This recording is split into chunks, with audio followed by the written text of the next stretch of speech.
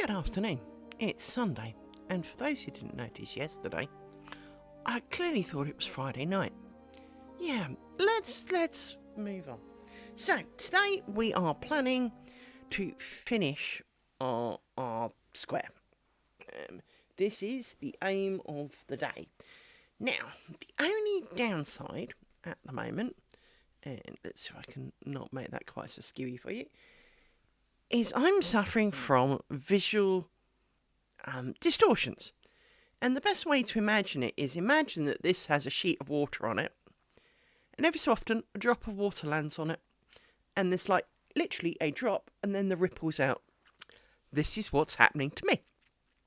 Now, I don't know why, usually migraine related, but not feeling overly migrainey. But hey, sometimes I do just get some of the side effects.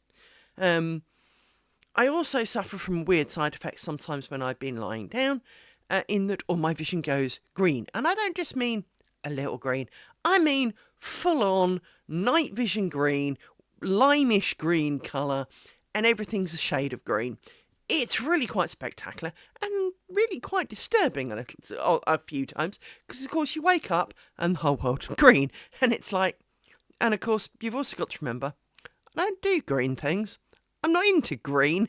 I've got a bit of an aversion to green, so this is not what Liz needs. Right, anyway, let's have a look. So, let's start with these.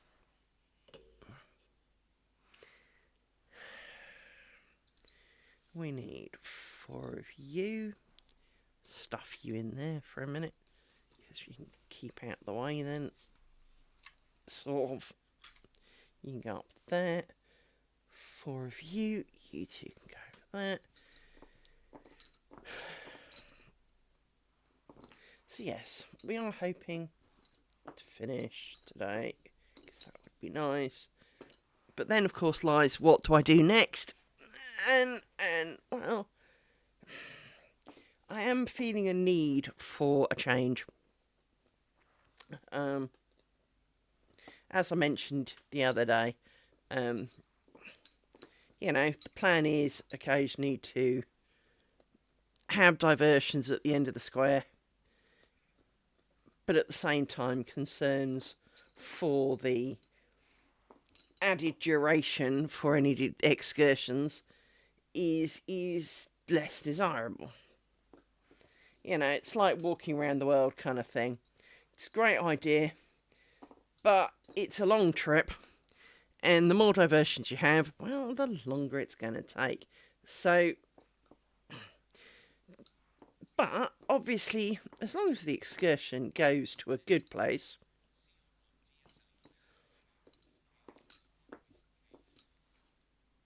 Hello, Net Kisser. Hello, my friend. You've just reminded me to do the thing. Hang on.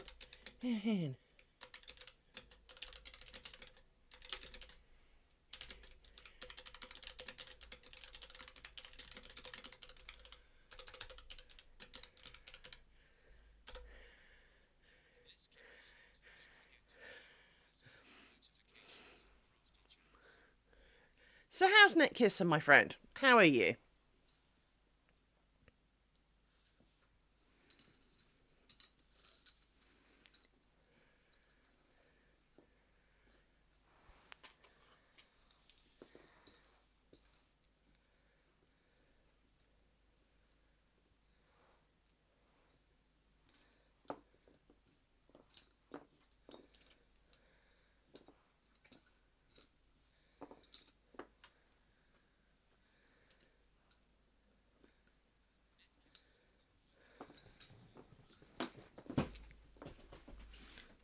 That's a good thing to do.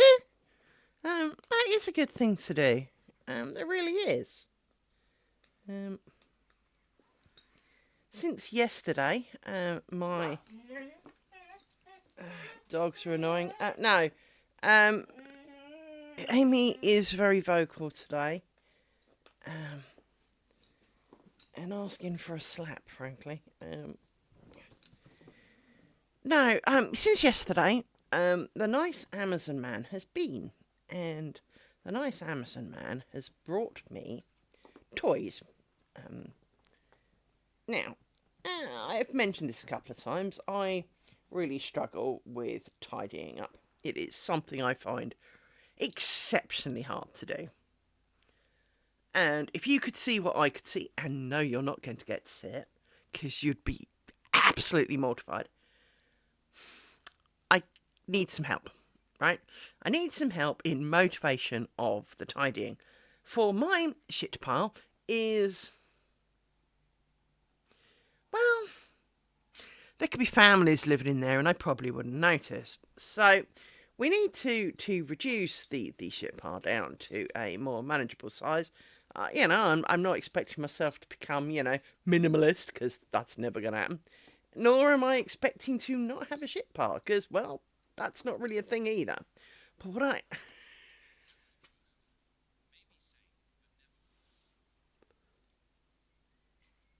You really, really, really think that that's possible? Oh, darling, you're so wrong. Oh, darling, you are ultimately wrong. If you have a shit pile like my shit pile, well, this is the main shit pile. Then there are the subsequent offshoot shit piles. Um,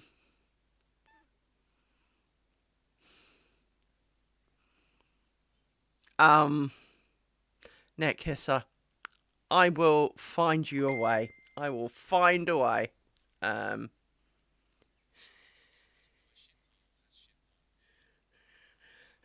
Yeah, exactly. My shit pile has friends, right? My shit pile's got family and ancestors and, a whole hereditary tree. Um, mm, mm, Neck kisser, let me. I don't know whether I can send you pictures on Twitch or not. I don't think I can. Um, don't think I can. Um, um,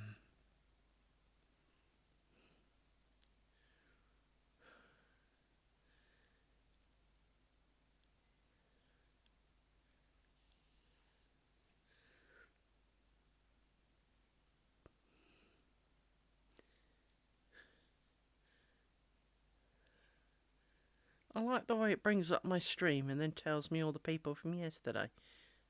Can we not?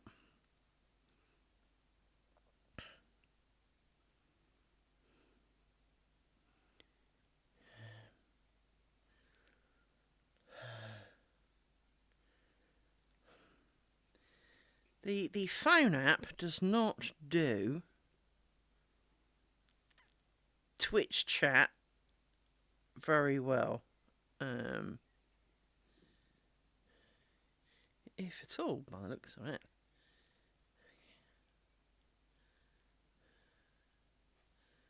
Um,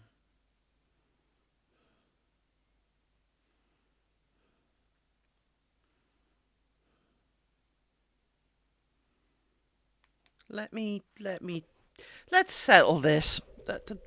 You know, I'll show you mine if you show me yours. All right, hang on. Hang on.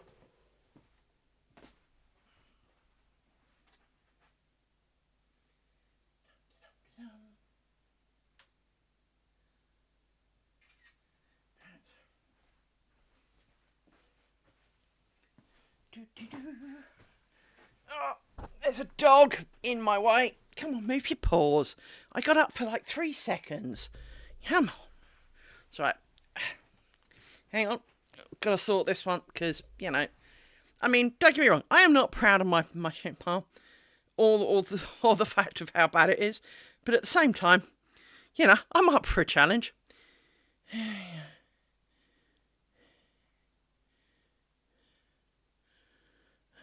Hang on.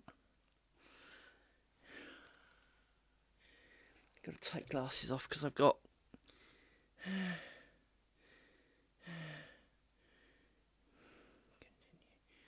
Right,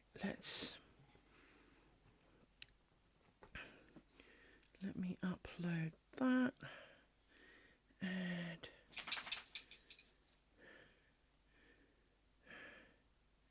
oh, fuck's sake.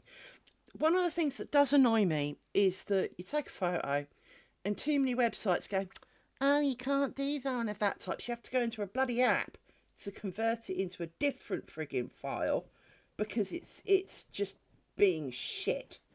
So hang on. I don't need to do background removal. I just want to save it as a photo that I can send somewhere. Thank you. Okay, let's try again. That one. Add.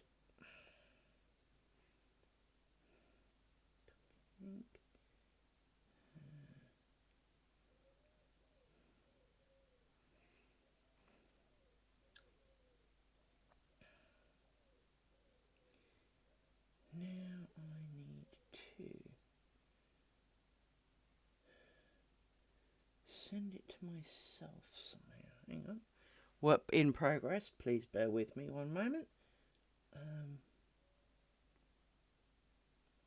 I send it to myself? No, I don't want to do that on it. Lord, no. No.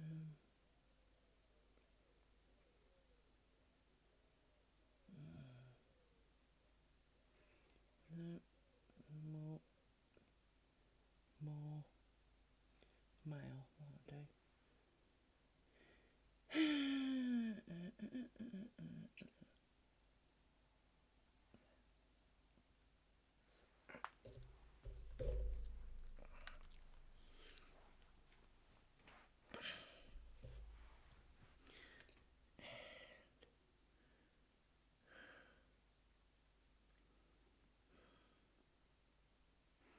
I really thought you could do messages.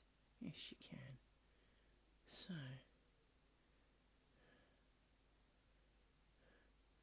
but I don't seem to be able to. That's notifications, messages. No, here's a. There you go. Do not share that URL. Penalty of death. All right.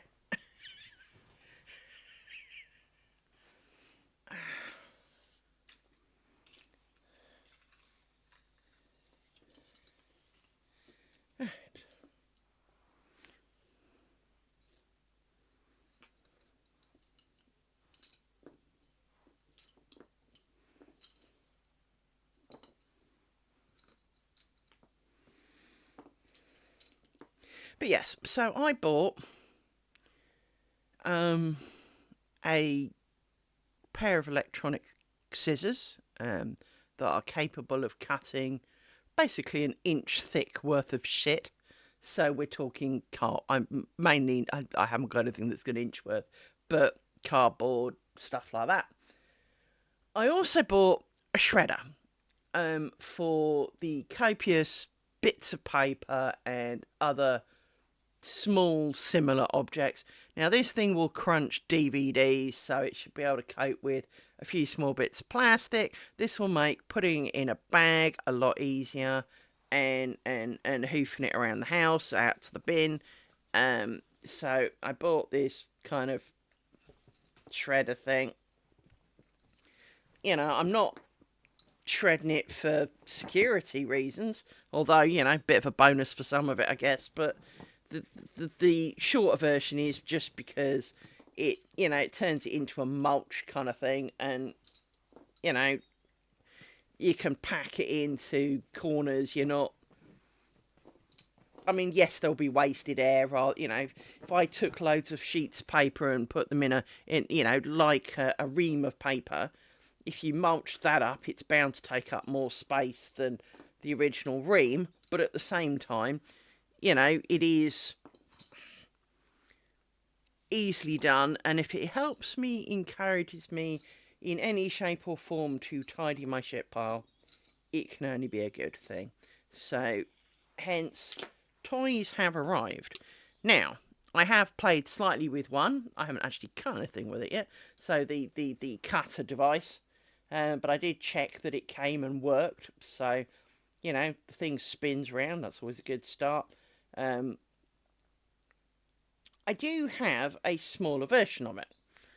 But the smaller version is not particularly sharp. It's not particularly good at cardboard. And well, it was a bit pants. But then, well, I didn't pay a lot for it, so yeah. Really? Hang on.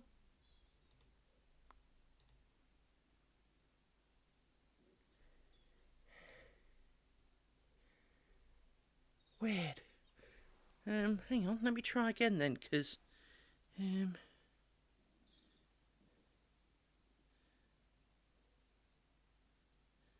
let me try that again, because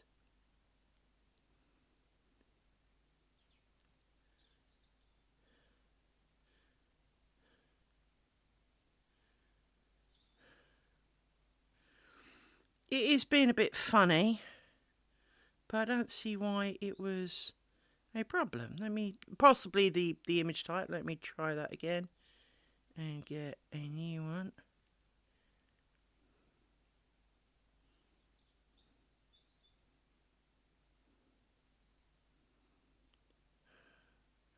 Oh, come on. Why is it you go to do something these days and you click on something, and do you remember when that, well, you maybe you don't, but when I was younger, there was a thing about how if you have a web page that you have to, let me just see if this works here. You have to make it so that it loads within so many seconds because people will get bored. No, it keeps emptying it. Okay, let me do it a different way then, because clearly this is going to be shit and do shitty things. Hang on. Option 2. Never known Ninja do that. Image is usually really good. I'll just connect to my mailbox.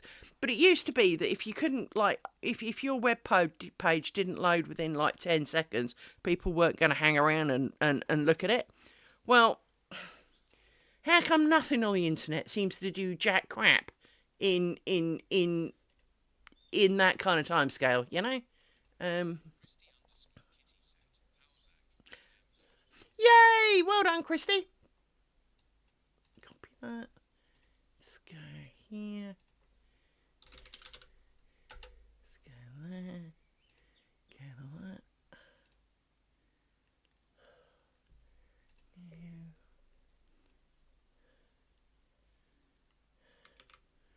I hate it when it says, oh, drop the picture here. Well, add it in my clipboard. I'll just paste it. It's not going to work, is it? Fine. Outlook, are you going to let me save it? Save as picture.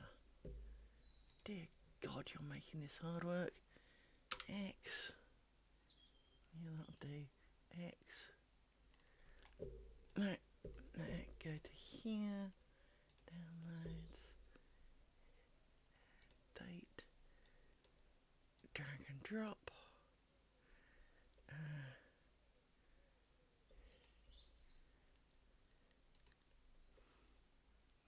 Share, yes, copy. Go to here, hit paste. Yeah, that actually works. Hang on then, hang on. Hanging on.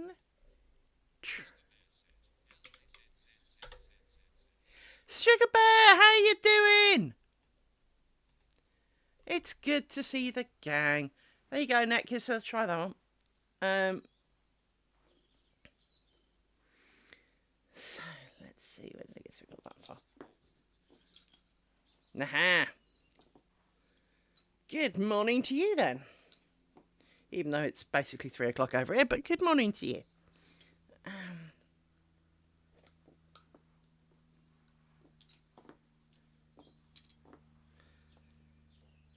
So yes, played with my new cutty thing.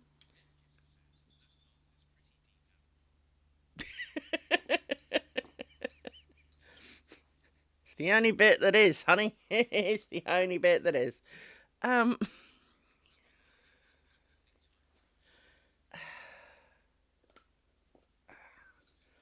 Oh, it's nice to have you all here. As I said right at the beginning, I'm suffering from a few visual distortions at the moment, which, frankly, as if this wasn't hard enough on my poor eyeballs at the best of times, I am currently suffering from slight visual distortions. So, this is going to be complicated for me today. But there we go. As I said, the best way to describe the visual distortions is imagine there's like a piece of glass with water on it and occasional drops land on it and you get the ripples. I'm getting the drop and the ripple. And it's slap bang in the middle of my vision as well, which really doesn't help. For all of those who failed to notice this last night when I said when the next stream would be and I kept... Hello, welcome to my life. It is slightly infuriating, don't get me wrong. To be honest, this is one of the least complicated ones that I get. If I'm tired, I do great hallucinations when I'm tired. Now, it's nearly always door frames, and I know it sounds a little specific, but it's nearly always door frames. They move. Did you know door frames move? Well, they do when I'm tired. But they don't just... Thank you. Yes. And here I am. So, that's a good thing. I do want to get the square done. I'm feeling, interested to get my square done and do something slightly different after the square as a nice diversion. I feel I earned it, as we will be a third the way through the curtain. Well, the problem is door frames don't, wander gently. No, they think and they leap at you. So, but not the door, just the door frame. Imagine being slightly tired and in a work meeting and the door frame moves 6 inches towards you. And it's like, what's the matter with you? It sounds like, it's almost like, what drugs did you take, Miss Kimber? None. I'm just tired. The worst one, I could easily have killed myself in this one. Not deliberately. I was driving down the motorway in the fast lane on my way to work. It was rush hour and, to avoid the idiots, I was in the outside lane and overtaking them all. And I missed my junction. I don't know quite how I missed my junction, but somehow missed my junction. Considering I knew where I worked, the only problem is the next junction is quite a way on. Now, I hadn't really driven beyond this junction a lot because, well, I just never really needed to. But so it was slightly new territory, but again, nothing really bad with that. I'm driving down I'm now in the middle lane because it's quieting down a bit because where I got off was generally quite a popular option. And I swear on my life, I saw a dog run across the outside and middle lane. So, of course, I kind of miss it. Dog didn't get into the inside lane because, of course, there was no dog, right? But my brain saw a dog and there's me doing 70 mile an hour playing dodge it. That could have gone really badly. Needless to say, when I got to work, I was wide awake. That was not fun. I don't normally hallucinate things that aren't there. That was quite an unusual one. But I do hallucinate moving door frames, which is still not particularly pleasant, I need to point out. But it is, at least, harmless. I'm not generally going to, throw myself, down an embankment or roll my car because a door frame moved. Because, well, you don't get too many in your car. Not like door frames. I mean, there is a door frame, but they don't seem to move. It's only house ones and office ones. It's the normal kind of, 6 foot something by, whatever, door frame that moves. but they leap at me. It's really quite unpleasant. But if you think about it, maybe they are leaping, and I'm the only one that spots it when I'm in the right state of mind, which would explain the number of times you've walked into one before now. Well, it would, wouldn't it? It would really explain why you've walked into all those door frames randomly, and it's like, ow, as you've banged your arm really hard into it, and you're like, how did I hit that? Well, maybe it moved. Maybe it's not me. Maybe they are moving, and it's a bit like the weeping angels from Doctor Who that only can move when you're not looking. But maybe for some reason, when I'm in the right state, I can see it. Yeah, no, I don't believe that a word of that. But it would be good if it was true, right? So yeah, well, of course I'm silly. How many months have you, years have you known me? Of course I'm silly. Daft as a brush. Come on.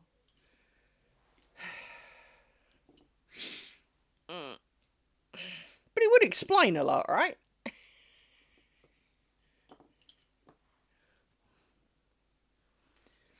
It's a bit like when you live with somebody else.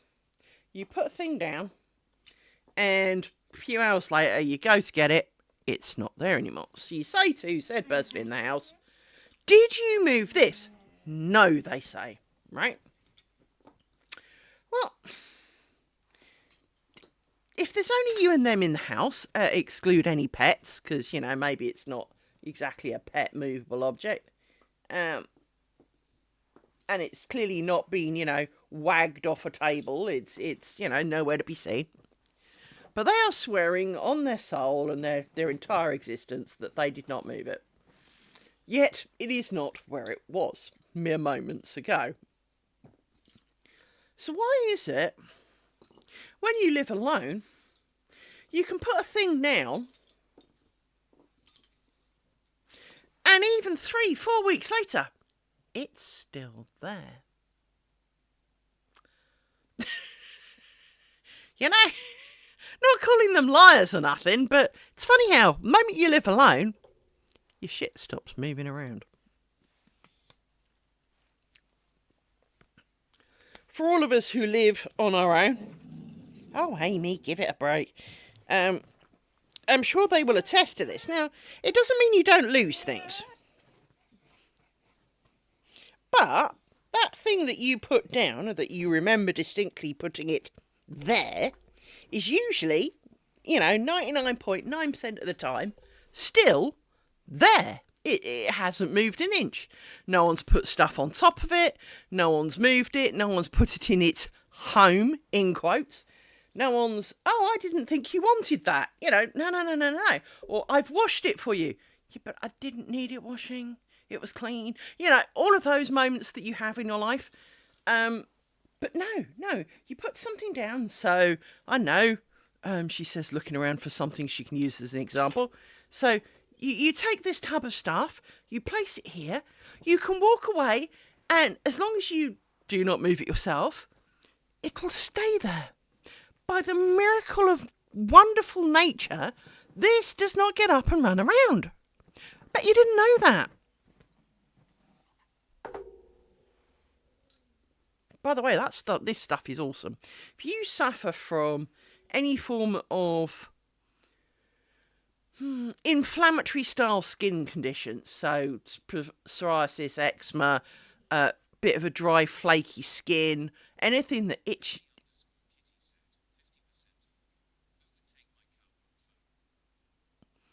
Well, and I mean, I living alone, I do tend to be good because, well, no one actually moves my shit. But this stuff, called, let me zoom it up a bit, Skin Salvation. It's a kind of a weird coloured balmy thing.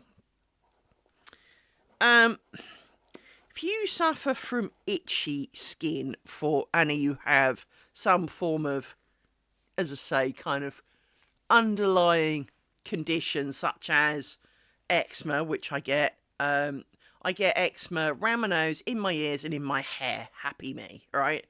The rest of me is not so bad. But if you get weird spots on your elbows and any of them itch or any of them are, go red and horrible, that stuff really helps. And when I was chatting with my neighbour at Christmas, went round for a cup of tea and we had good chats. I mentioned it to her because both her and her husband have some minor skin issues, not that I was particularly aware, but she was happy to share with me. And I said to her, I mentioned this stuff because, it's got a scent to it, but it's not like, oh my God, it's not like Vicks or something where, you can smell it 3 time zones away. It does have a smell to it. And, depending on what you're doing, maybe you don't want to wear 3 coats of it, if you're going for a new job interview or something. But, it's all right. It's not ridiculously unpleasant, is where I'm going with that. And I got a note from her a couple of weeks later. That stuff you recommended is awesome. Yeah, I know.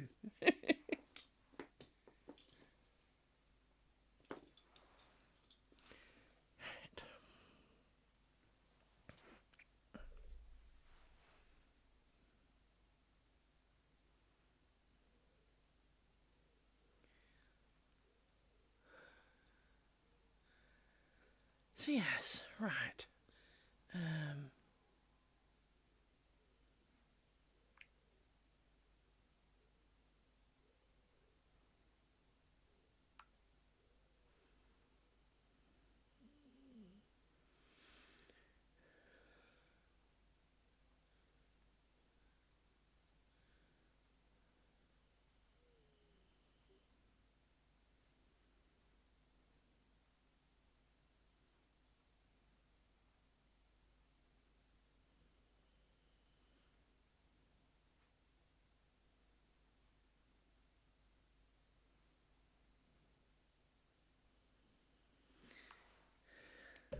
Oh, I've got itchy nose.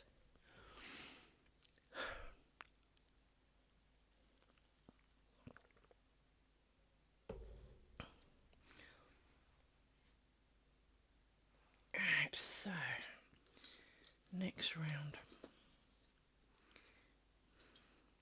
I really didn't plan these cloths very well, did I? They keep lifting up and annoying me.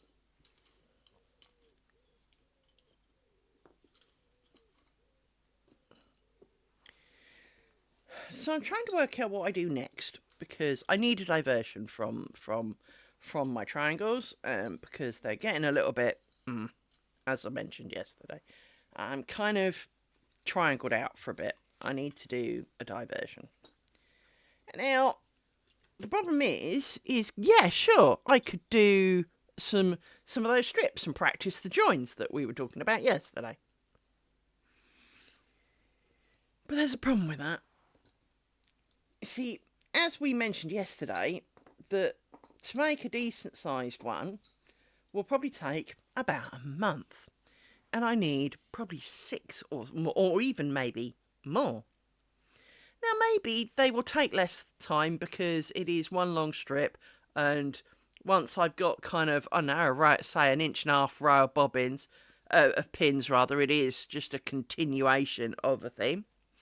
And maybe if I made a really long strip and then kind of cut it up and glued the ends so that they were, they didn't fray apart and kill it all, which is kind of what I do with my weaving. Again, not very traditional, but with my weaving, I do a big daub of PVA glue over where I'm going to cut, let it dry, it doesn't take very long, and then chop along, because when I do my weaving, I do 2 passes, well, it's usually that way around, but 2 passes of a contrasting colour so that I know to cut between the lines, because, well, duh. And so what I do is I PVA over the thin 2 lines by a bit, PVA, smudge it down with my finger to mush it in a bit, so hence it dries a bit quicker. And then once it's dry, chop it. You can, you've taken them all off, and you go choppity, choppity, choppity, and of course they don't then fray and fall apart. Now, it's a bit like steeking your knitting. part of the reason I PVA it, and a bit like the fact that I'm gluing my knots on my squares, is because I don't have a lot of faith. Now, I probably should have far more confidence because for years now, people have been doing this without an issue. But I can also tell you that if you do not PVA it, and you're trying to faff around with the ends, such as doing a rolled hem or whatever, well, they do tend to come apart. And, well, they're no good to you if you're trying to do it and what you're sewing is flaking apart at the seams. So, a bit of PVA glue, which of course is rubbery and flexible, so not particularly causing you any issues to do so. Yes, it probably dulls your sewing machine needle a bit, but, you know, in comparison to the strain and stress, meh, alright? I find that this helps me have the confidence to chop my weaving without a second thought. And as mentioned, if I spend a month making each of these stupid squares, and in 18 months' time, having finally sewed, maybe sewn them all together and gone, yay! I don't know, sneeze, puke, fart, whatever, and suddenly you notice a big grimy mark on it, well, you need to wash it.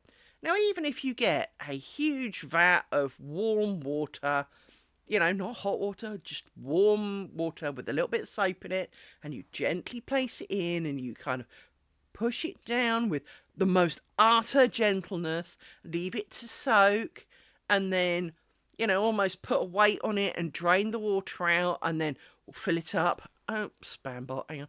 And all of those kind of things. So you treat it with the most utter respect. The whole thought of that falling apart is soul destroying, is it not? If you spent 18 months doing that and it's now, coming apart in your hands. Nobody needs that kind of hassle in their life. So hence, a dab of glue for a bit of extra security, just to help make sure, is really, no big a deal, right? And as I found out, I'm not the only one who glues the ends, so I don't feel so like I'm breaking all the rules, because clearly someone else did it, so it's not just me. That even if it was only me and them, I have a, mind you, I do believe they passed, but that's not the point. I have a rebel in arms. I have someone with me who felt the same, that the knots were not sufficient, and that after all that work, I'd rather stick some more dab of glue on it and know that it's not coming apart than hope and pray to the knot gods that it's, gonna hold. Anyway, but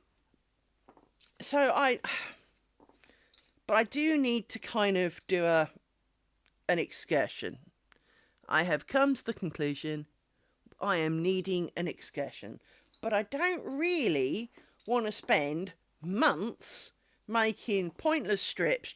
They're not pointless, but a bunch of strips to join together to see how good my joins are in trying to do some form of invisible join and work out which one shows the least. Because,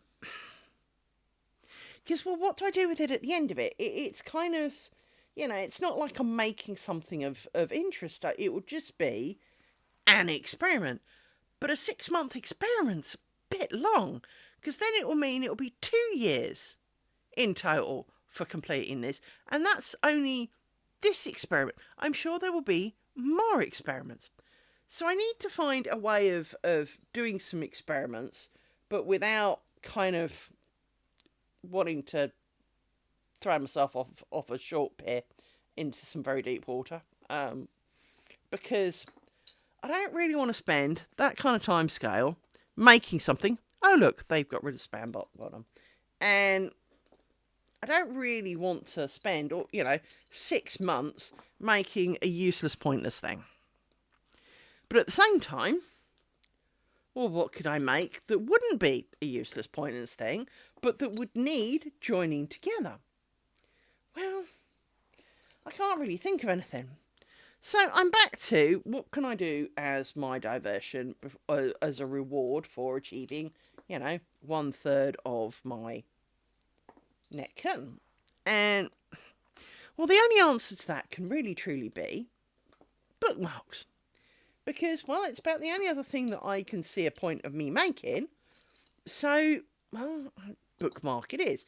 Now, maybe on this occasion, it's a bit of a bigger bookmark. Maybe it's got a bit more grunt to it, and we try some other things. So, as part that would count towards potential neck curtain number 2. Yes, I know it's wrong to be planning one before you're even a third of the way through this one, but my brain wanders a lot, so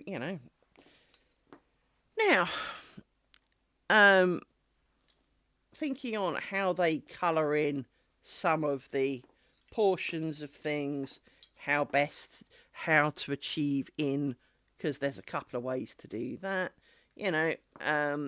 how to do that, how to make that look pretty, how, doing this, still avoiding picos, all of those kind of deals. So I don't know. But of course, whatever I do, I've still got to design it, unless I can actually find a pre-made one, that I like, print it, prick it, wind a billion bobbins. It's still not an hour's job. And I don't know why, but, it was the same with weaving. You'd get this, you'd hear from people, oh, I can dress my loom in 2 hours. And you'd kind of go, what? Including winding, measuring your warp, putting it on, putting the warp on, threading all your headers,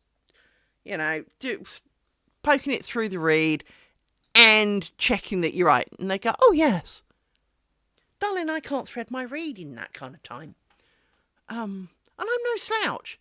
I'm not sitting there kind of going, and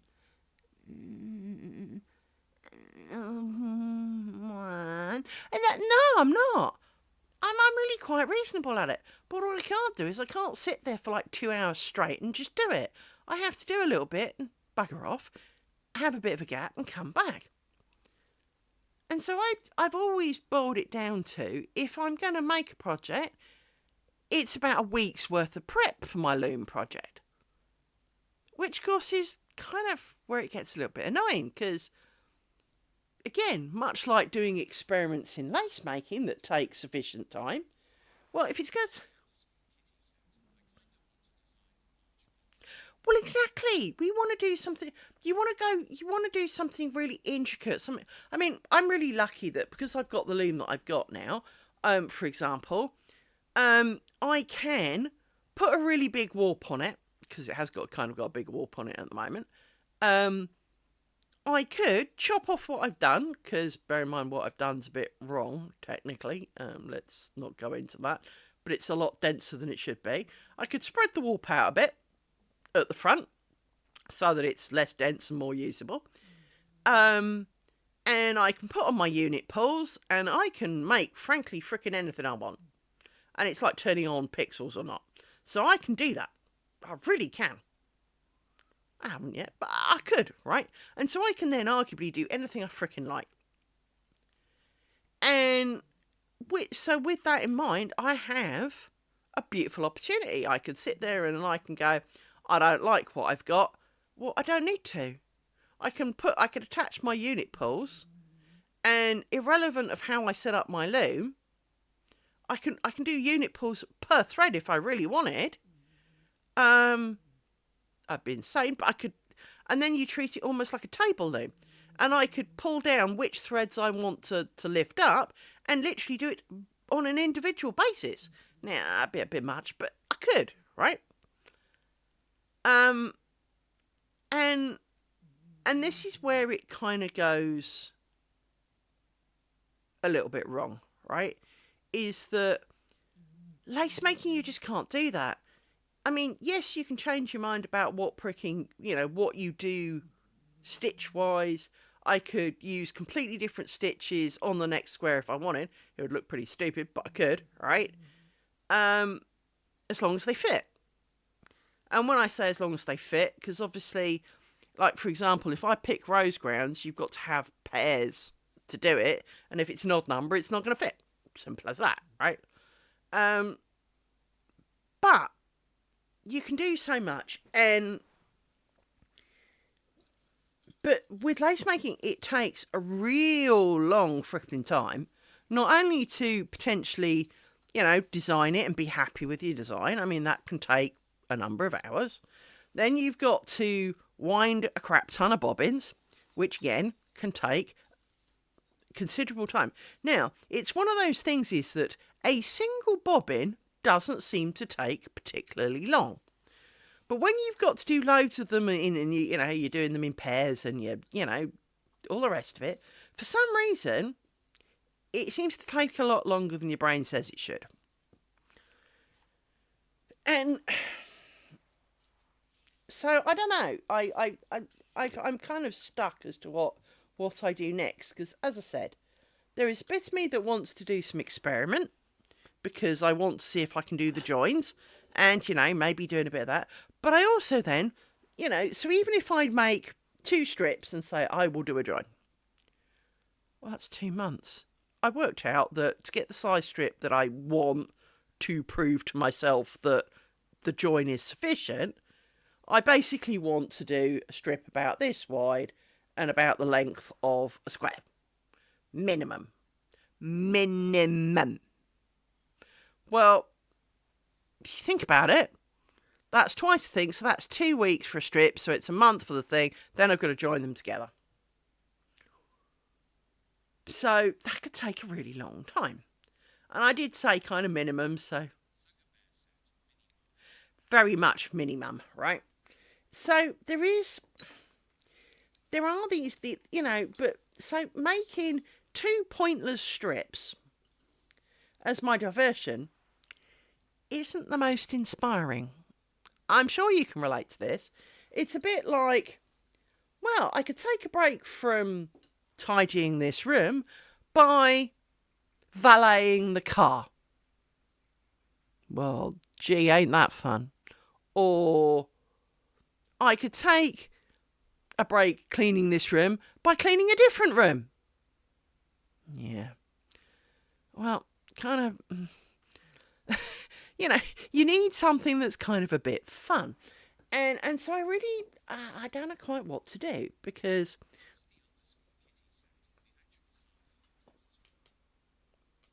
the test strip's got to be a decent size, because you want to be able to view how it shows, and so you want to be able to, it can't be too thin and scrawny, because then if you've got a number of test strips that you've joined together with different joins, you want to be able to have a good gap between them so you can be sure what you're looking at. You want to have a decent enough gap so that you've got, you can tell how much it shows, because, you want to be able to, stare at it quite a bit. So it has to be a decent size. It can't just be, a 1/2 inch kind of bit of stuff, because, well, that's not going to show if it pulls. It's not going to show if it hangs funny. It's not going to... you need it to be a reasonable size chunk. And...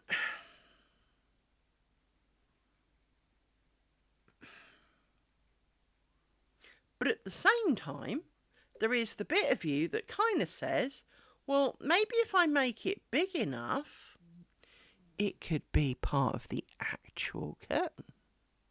But then if you join it shittily, how mad would you be?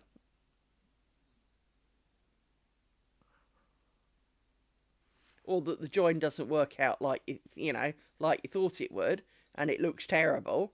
Well, then you've just wasted all of that on a bad join. So I don't know. I want to be doing. I want something that I kind of.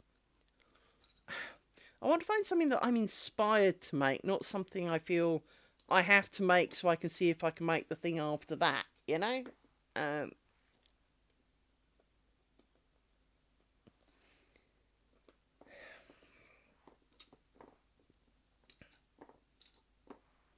It's like I mentioned yesterday, the biscornu thing that I was making.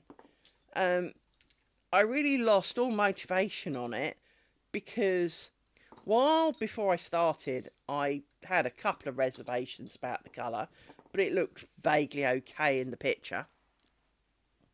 So maybe, I was just being a bit stupid about it. Green flowers are not a thing.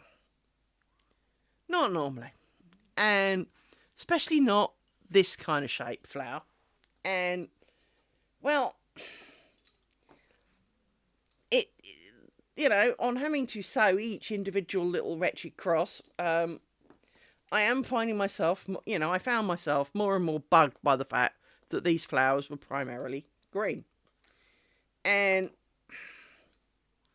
because it was a kit, it's not like I've got horrendous amounts of another colour I could substitute. Yes, I could buy some thread and substitute it, but, it was a kit. This is how it was expected to be, and, well, I don't like it anymore. And I've kind of lost the enthusiasm to bother, because I don't really want to buy more stuff just because I don't like the green. And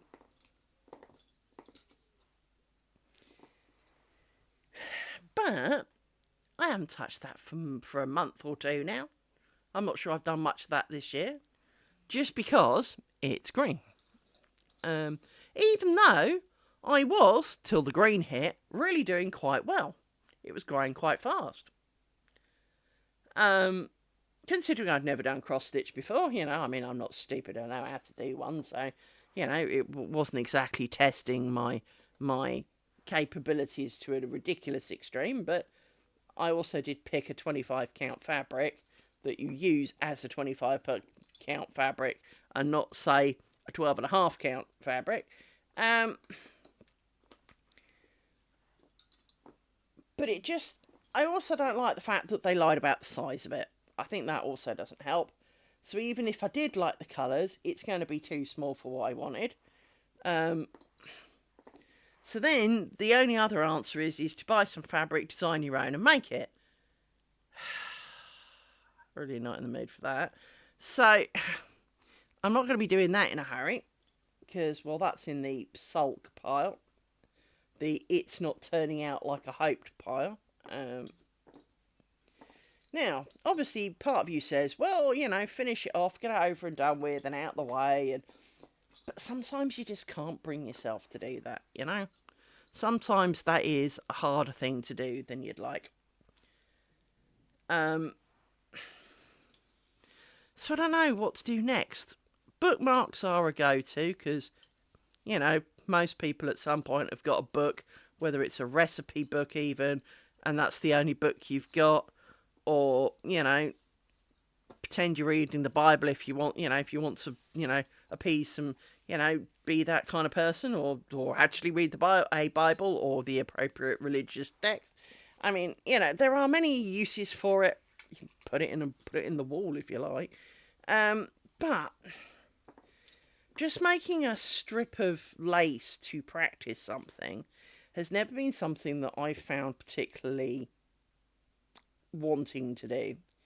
Because, well, making a random strip that has no purpose, no use in the world, well, I could be doing something useful. And this is why lace making hobby is a little bit of a dumb hobby for me, is that as a girl who does not do lace on anything, particularly, I, by default, do not have any use for things that I would make. Now, bookmarks and net curtains are about the only two things that I could find uses for. But of course, primarily, I read books on a Kindle, so don't really need a lace bookmark for that. In fact, it's really not going to help. But I do have some physical books. I've got loads of lace making books, for example, with different how to do this and how to do that in. And, I can at least use it as a marker in those. And so I can use a bookmark rather than using a piece of post, which is what I would normally do. you know, sort of like a piece of junk mail or something probably more important, but I didn't really care. So, you know, it is, but I want it to be something somebody could use. I don't just want, it was like I said yesterday about the knitting swatches. Knitting swatches, most knitters hate knitting swatches because it's time spent making a 4" by 4" square to count rows and columns and go, yeah, that's the right number, and then do the actual work. Now, if you've got big chunky yarn, that's not many stitches. If you're using infinitely small sock yarn, that's quite a few stitches, quite a few rows, and quite a lot of time. And, of course, because you're supposed to wash and block it, well, you had to snip it, then wash and block it, dry it, and then count them. You can't really go back and use the yarn. So it feels a bit like a waste of yarn, especially in sock yarn. If you've got a 50-gram ball of yarn and you've just made a 4" square, you've made a sizable dent in the sock yarn ball.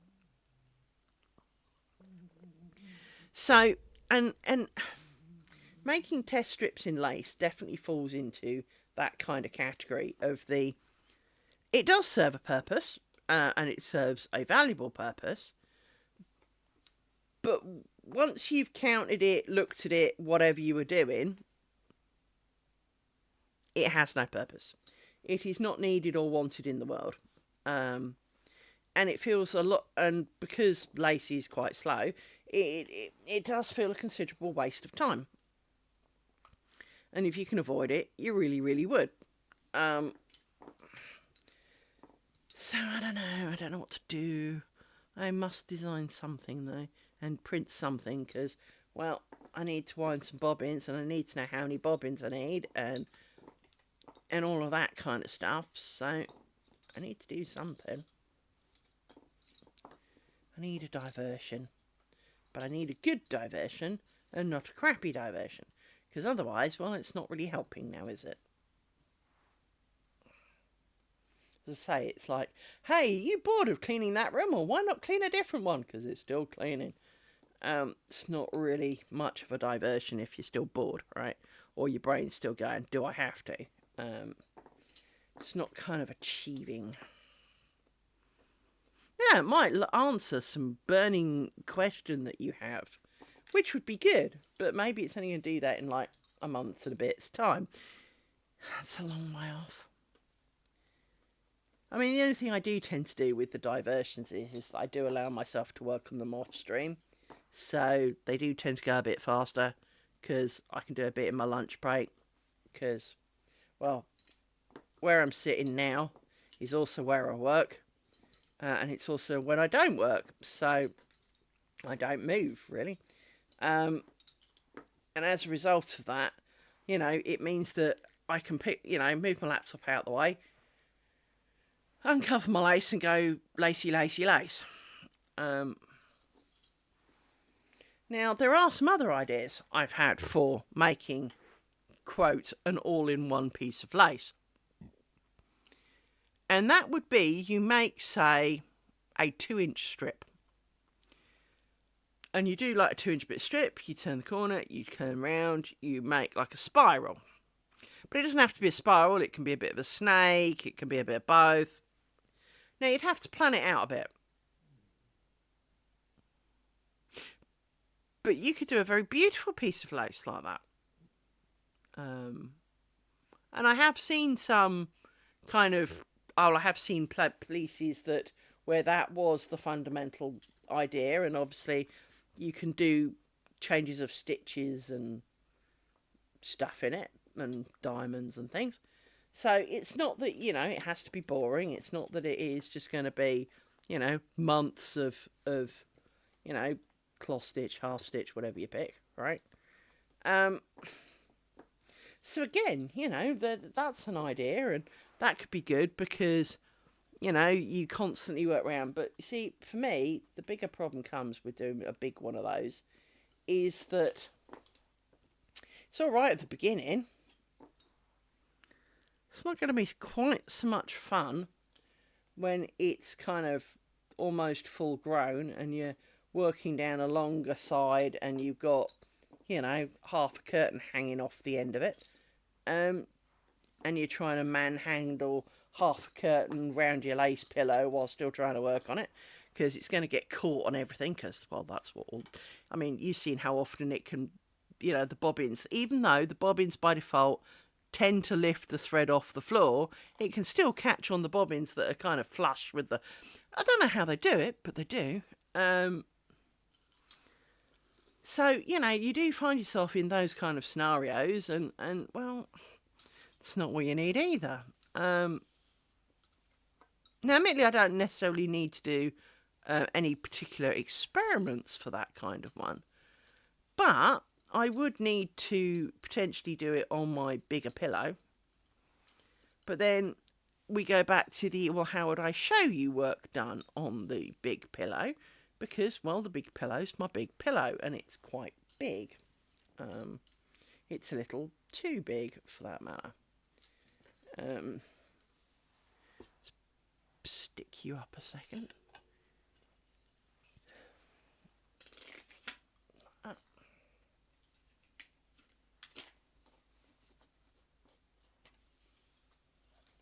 Go there a minute. You come round like this.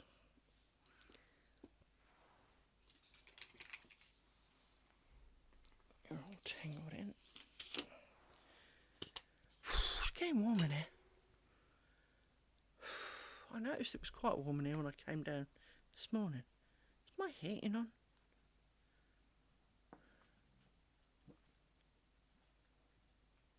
No. It says it's 18 degrees in here. Well, that's a load of crap. It's not 18 degrees.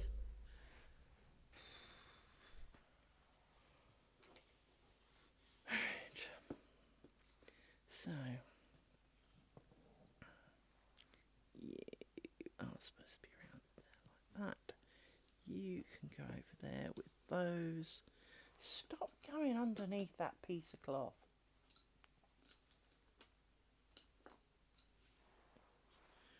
Where's a pin?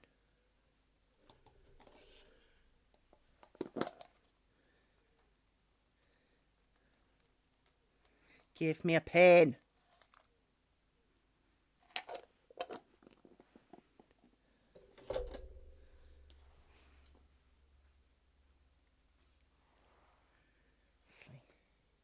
Let's pull on that a little bit. Give a bit of tension. There you go. Right. So I need some of you.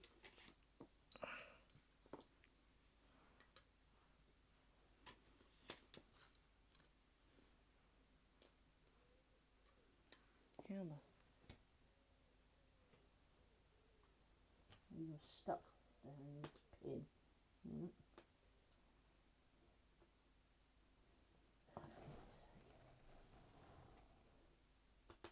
See, this is where you end up with the loops that you didn't know you were going to get.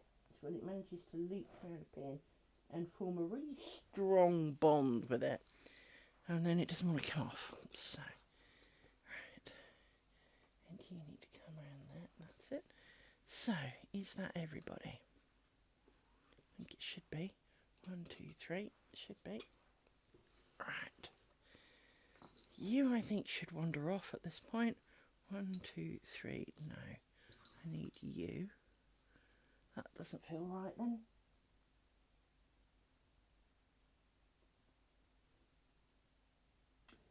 Because it's not.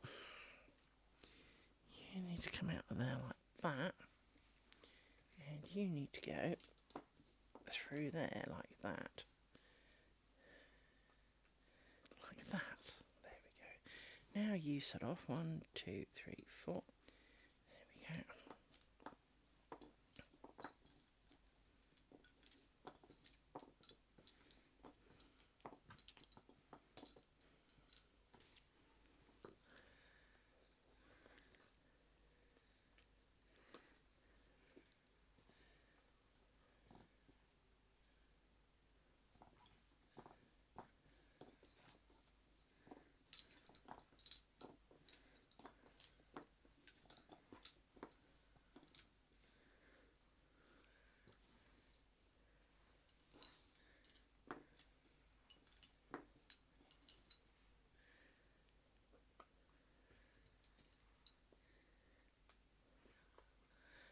So yes, hopefully we will get to the end of square today.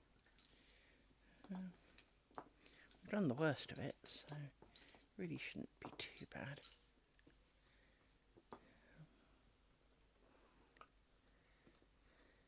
Then we can tie off more bobbins.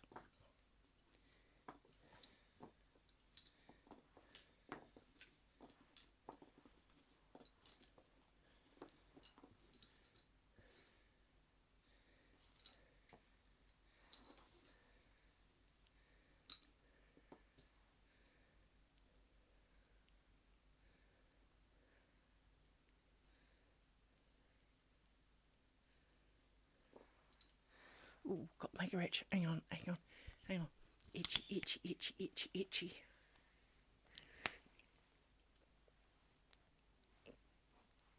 Oh.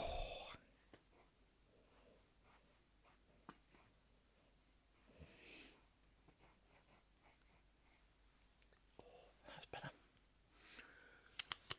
Right. Doesn't help feeling a little bit warm and hot because, of course, that brings out the itches. So.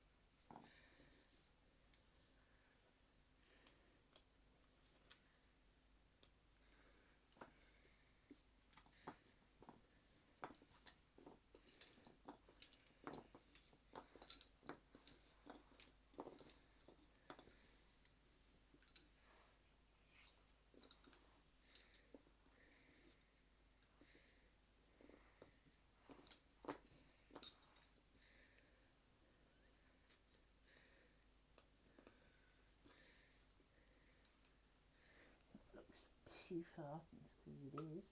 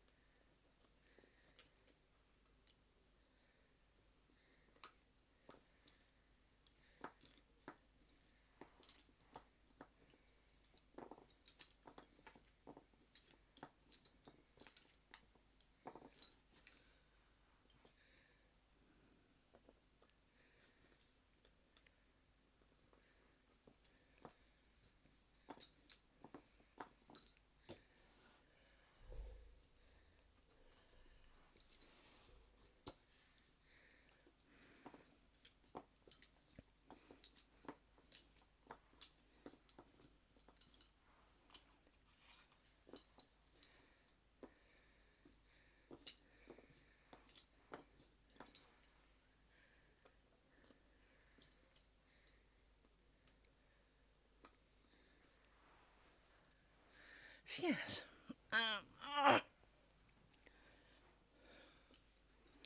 So if you've got any questions, do ask. I mean, rather than we all sit here in silence, because obviously, while this takes a level of concentration, talking and doing can be done.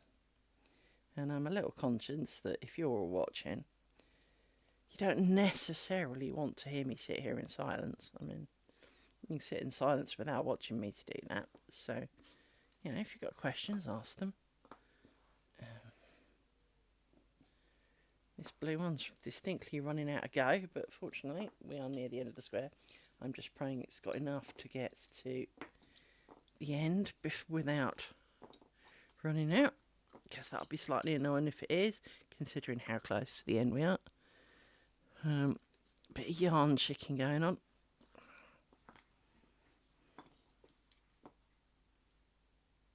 Why can I hear clapping?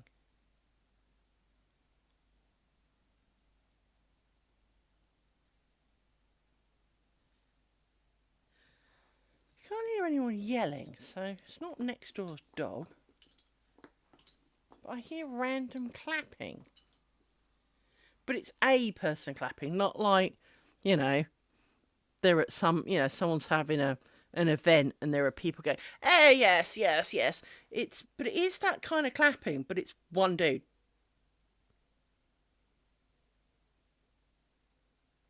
Really weird.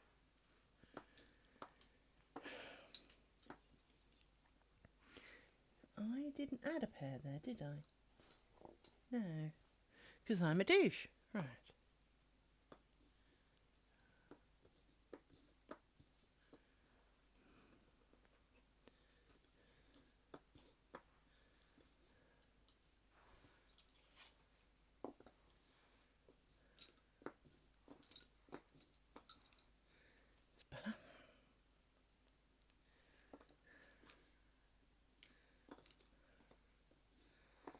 Blue one's getting dangerously close. And I know we are really close to the bomb, but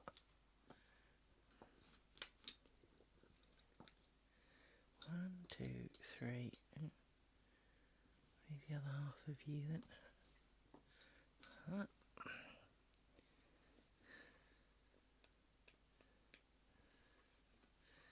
Dangerously close.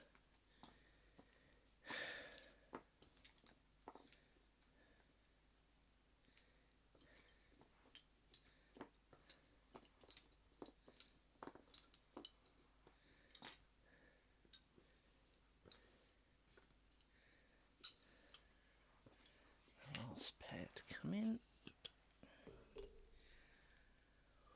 You are crossed, so that's okay.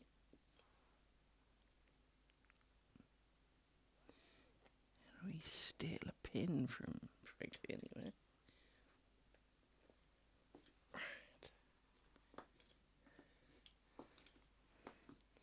You are done.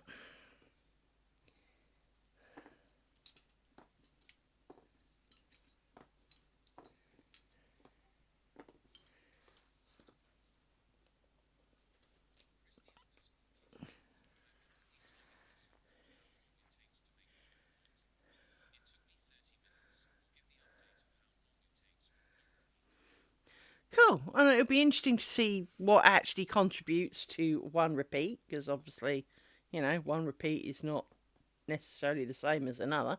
So that'll be interesting to know. But yeah, I can't wait to see.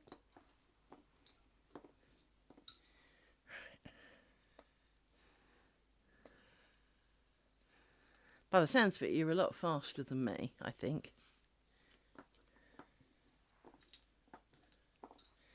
You're done.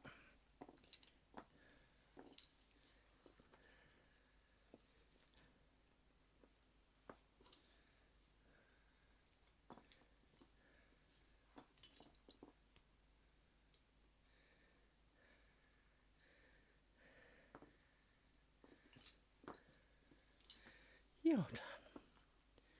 Right.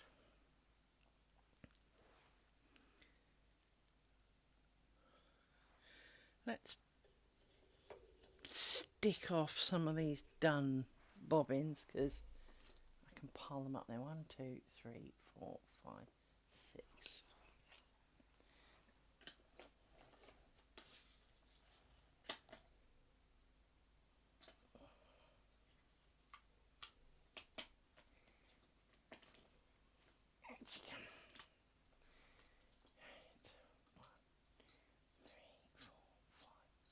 Six.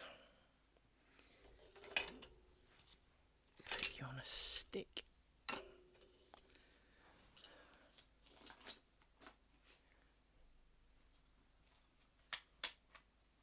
can go around a bit more. There you go. That makes a bit more space.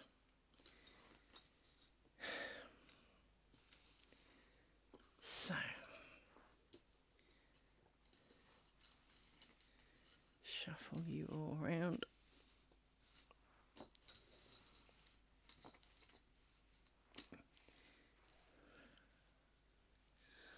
Now, let's get the pot pins. Do a bit of culling back here because you're just in the way, and I don't need anything like this many pins now. So, we can just yank you out because, well, you were very much done with in the days before times. So we pull you out like this.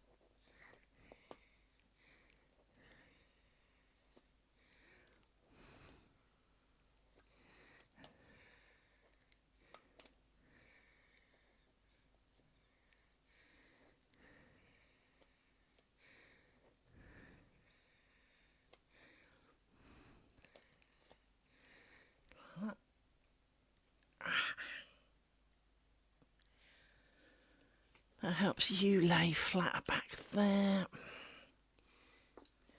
You can all shuffle around a bit more. Still not a lot of room to work in the corner.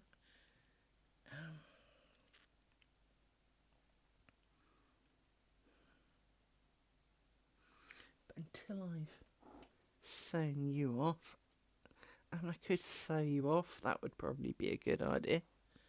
Yeah, let's do some of that then. Let's do that instead. So, I've got 3 there. 1, 2, 3. Let's add you to this.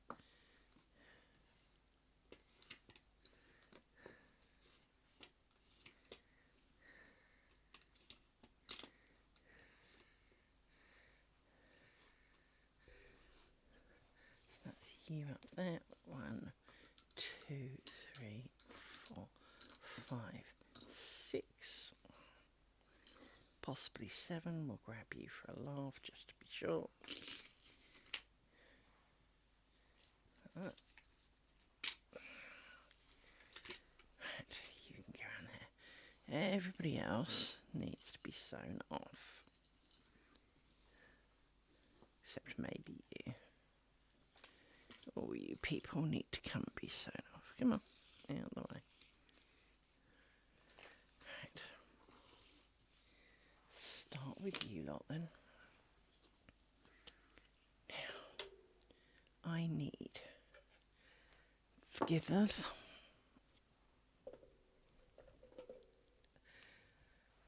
Banking device, where possible, crochet device.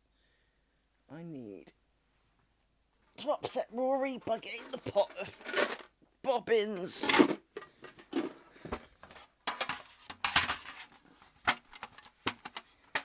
Bobbins. There you go. Right. So, you are all, you need to come more round. You need to come more round, make a bit more room.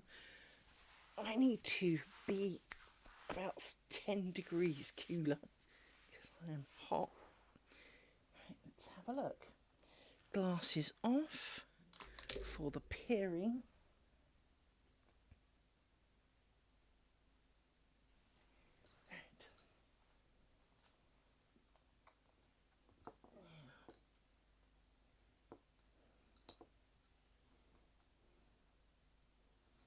No, we need...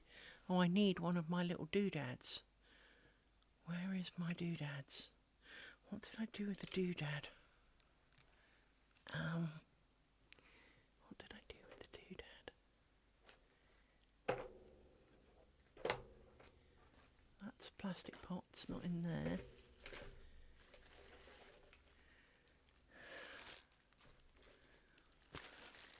My table has too much stuff on it. It's a plastic pot, it's not in there. Ah, that looks like the metal pot of doodads. Let's put these back down. Right. Somewhere in here should be this doodad. The doodad of insert and try and get at bin doodad. This pin. It has successfully captured the pin that I wanted. Well done, pin doodad. Now,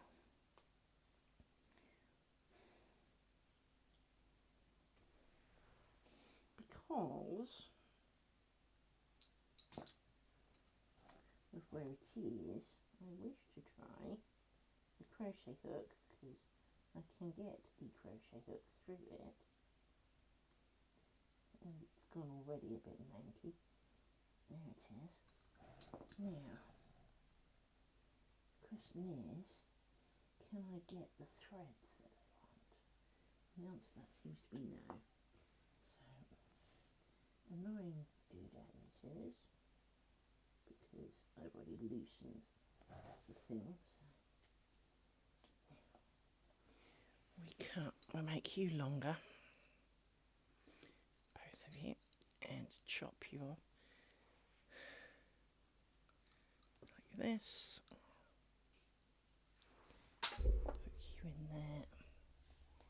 You need to go through this gap here, like that, and get pulled through. And put the pin back to try and save the universe from complications. Yeah. You two are somewhat in the way.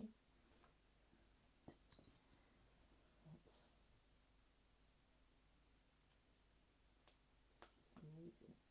You are a little bit skew. Right. We undo you and chop you like that.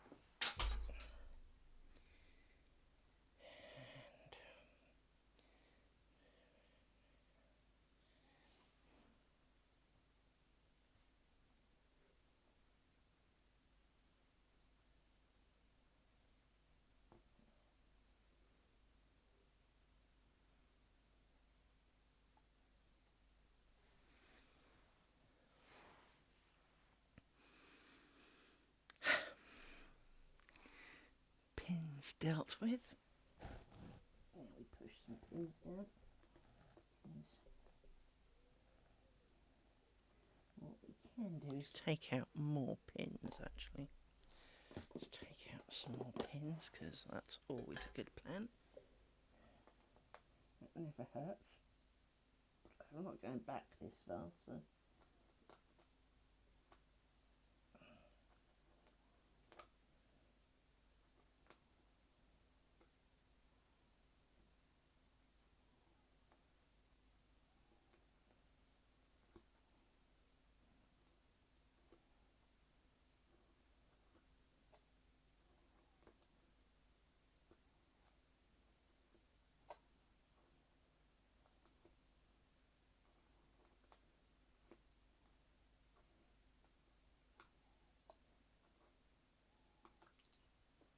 See, that's why I need a pin finder, because one just made a freaking leap for freedom. And there it is. If I don't find them, I need to be able to have a device that will find them. But it's also good to check that I haven't just pinged them everywhere. Because I do seem to be very good at pinging them everywhere. Don't want to get too close to the front line here. But I want to get fairly close to the end line over here, so you all can come out.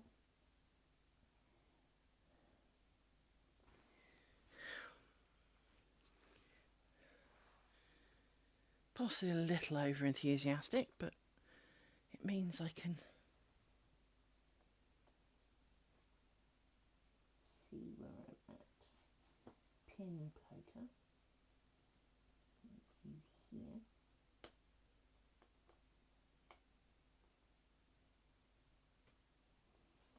You.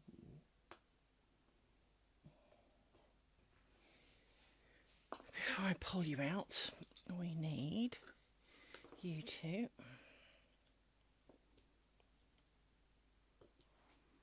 So chop you off.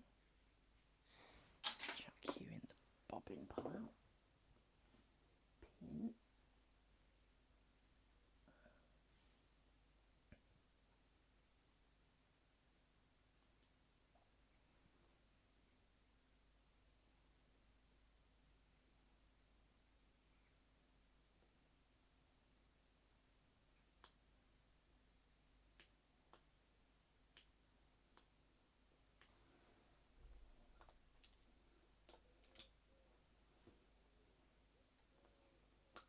Hole, through the hole,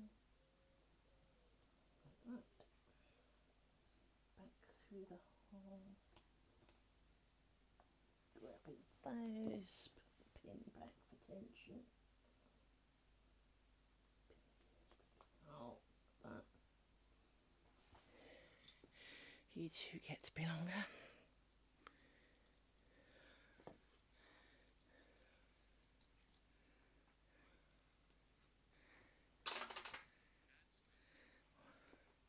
Head's coming.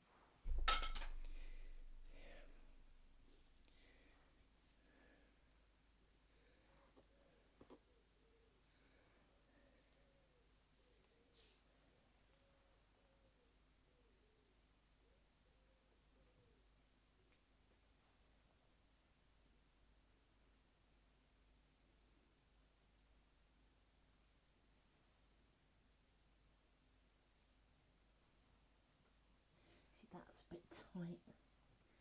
It's distorted those. Oh.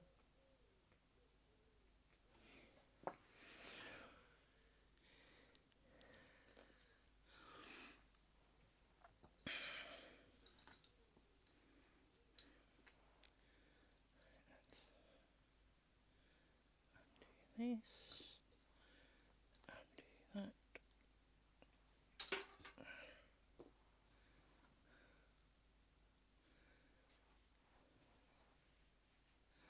Gonna have to do some serious bobbin counting next time round. Previously, when we've wound bobbins, we've only had the exact bobbins to wind, because so it was quite easy to do a 1-for-1 system. But because we already had bobbins in there, and now we've got plenty of bobbins that don't have thread on from either project, I'm going to have to count my bobbins again. No mind. So just left, c'est la vie. Right, you are done with. Yeah, you got a little bit pulled tighter than I should have done. I need to pay more attention to that.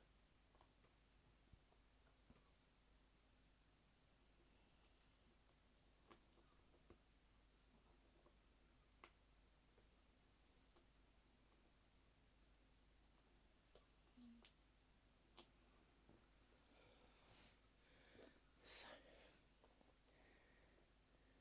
pull the pin.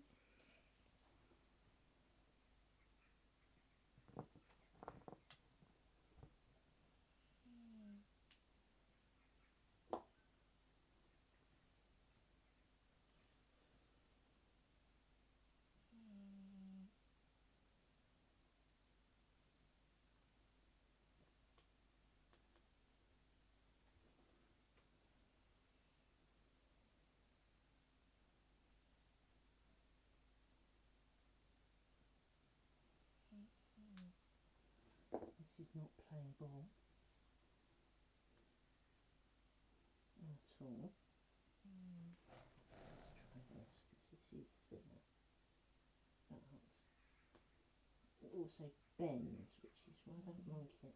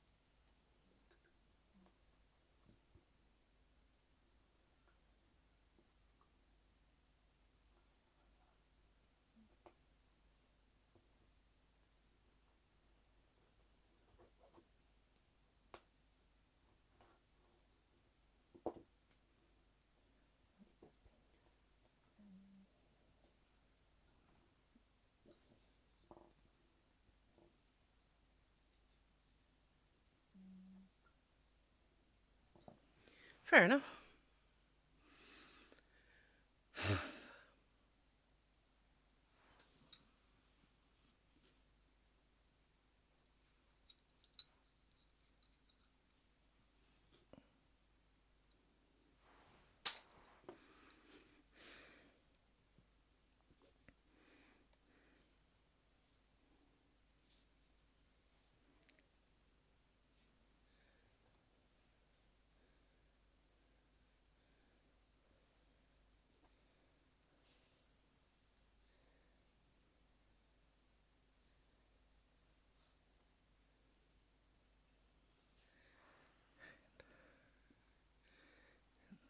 You done.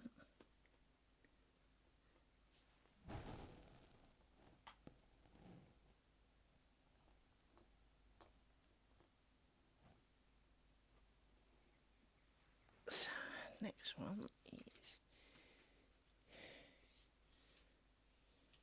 I think U4. Yes, U4. Just checking. Yeah, you're at the bottom of there. So U4.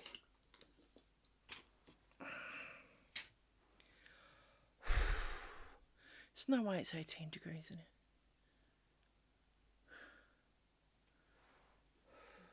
Absolutely no way.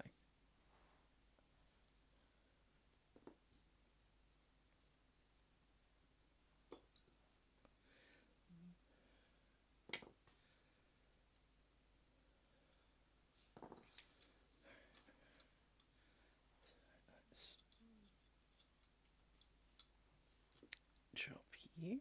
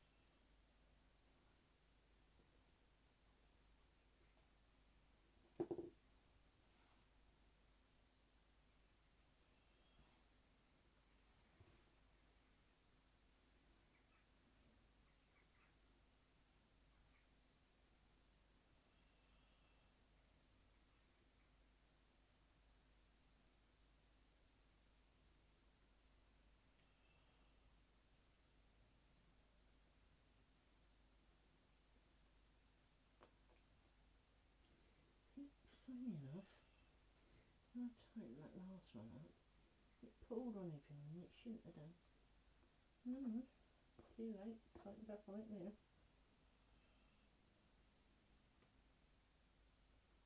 You've got a bit of a loop too.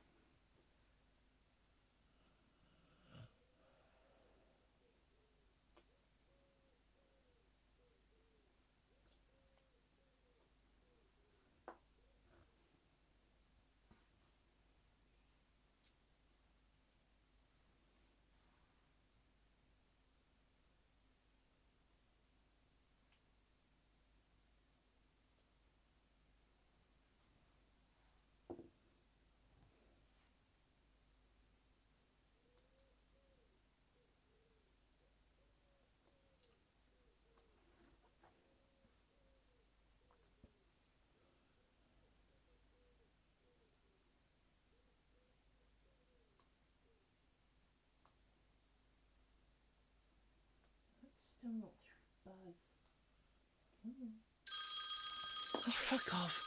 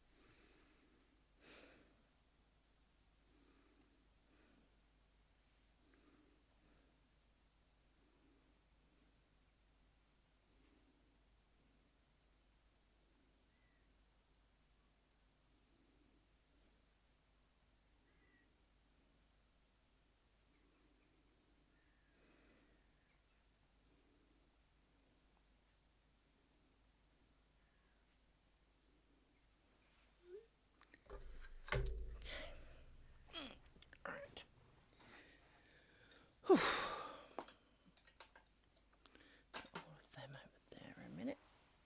You all can get tucked under there a minute. So, next up, you two.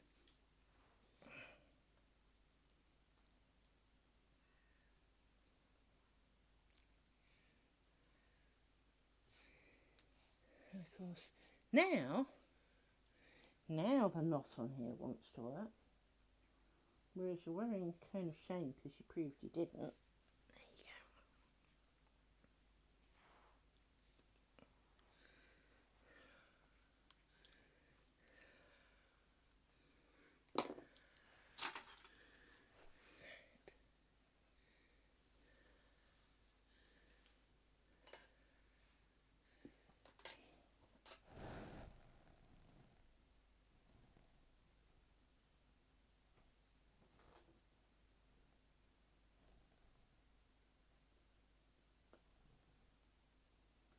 You are looped where you shouldn't be. So let's push you down a bit. Please you. Right.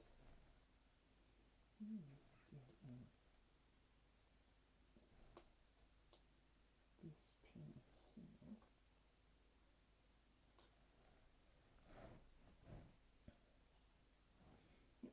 That's alright, that's working out. You all go away.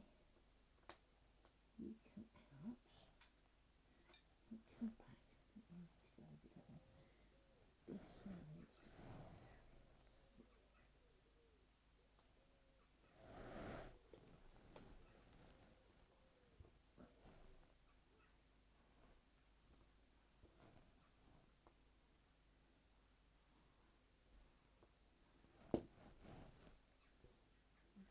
Stuck on a pin. Inevitably, because you're a thread. Of course you get stuck. Like that. Put the pin.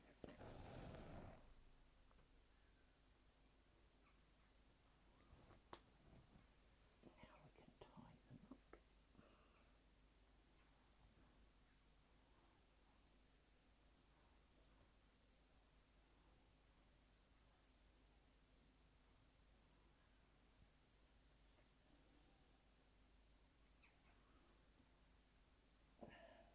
You sort so you'd kind of can all come out now.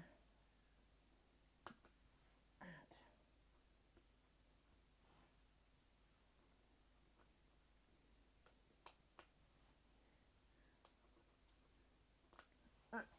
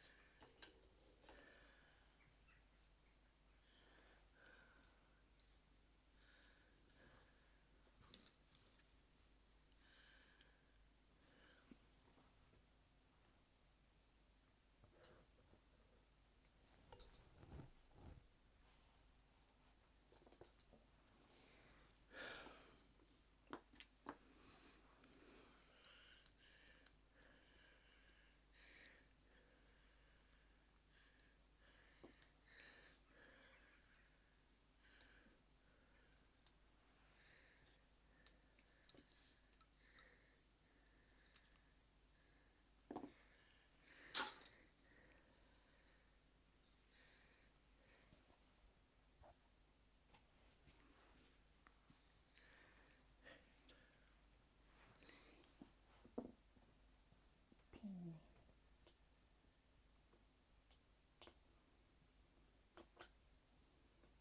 Push you down. You. Poke you.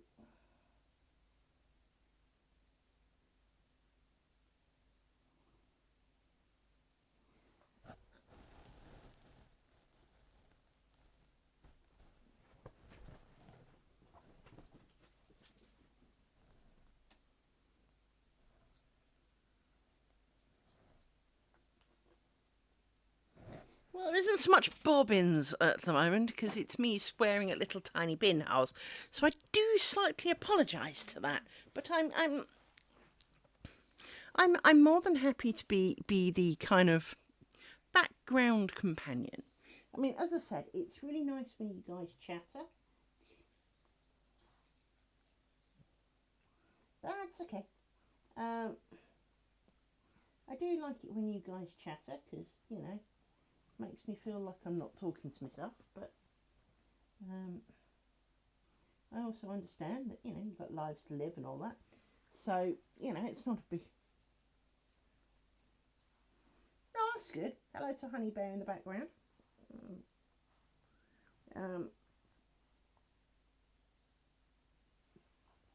So, no, I don't mind being a background companion. It's just that occasionally I feel like I'm talking to myself.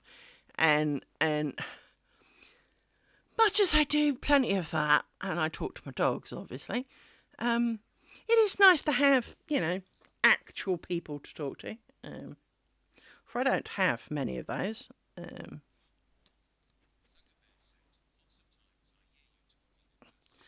I mean, look how short this is. Remember I said how short it was getting? That's barely enough to tie a knot with, that is. I mean, it is, but it's not exactly... No, don't put them in there, idiot. It's not exactly... It is. And slightly problematic, but it's not too short that I can't. It's just awkward. As if it's not awkward already, you know. Because we know it's awkward already, because, well, it's lace making. It's kind of a prereq for it. So let's lift you up. And out of it. There's another pin that's just made a bid for freedom. See, this is why I got the thing. I'm forever throwing these pissing things all over the floor.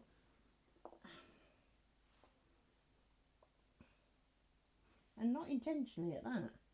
I'm holding on to it, and then suddenly I'm not. And it's kind of flying through the air with the greatest of ease, you know. You go there. This won't take much because, well, you're short. That.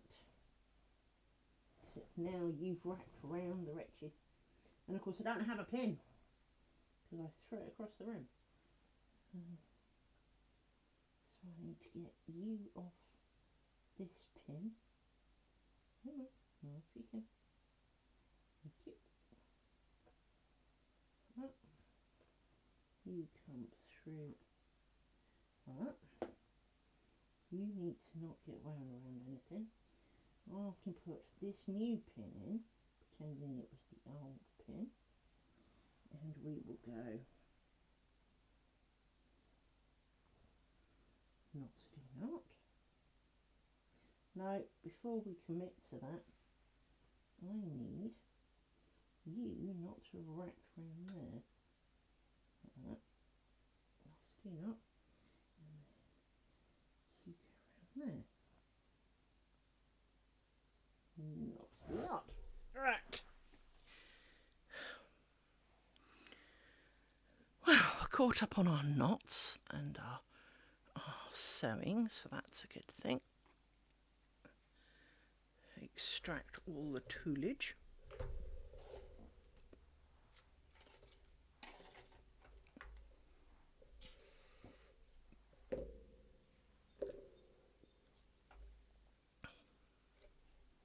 That's right, one of my sticks was trying to mate with the keyboard keys. Let's put the biggest problem with this is this end of crochet hook is really, really bendy. So if you try and do this, it just bends, kind of making it slightly impractical for what I want, which was a bit disappointing. Because I really do need it to have a little bit of strength behind it. So you're out the way. I'm hot. I'm so hot. But if I take my jumper off, I'll be cold. Because that's the way it works.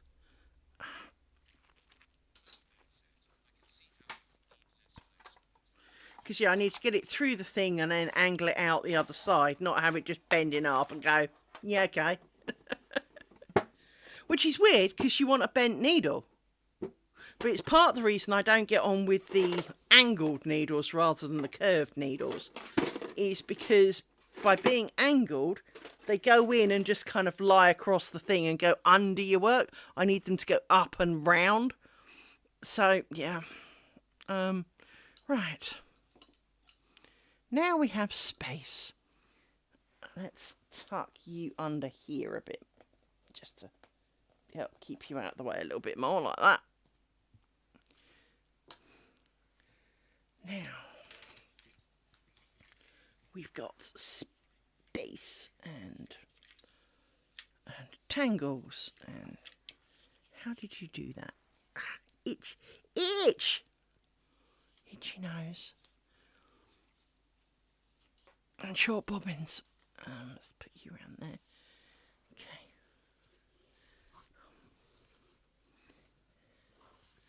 Under you.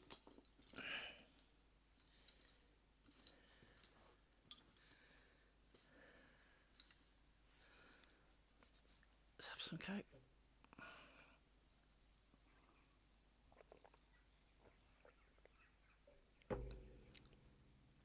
So I do appreciate that sewing off bobbins is really not the most fantastically interesting thing, and you probably get a really good view of the top of my head. Trev says, right.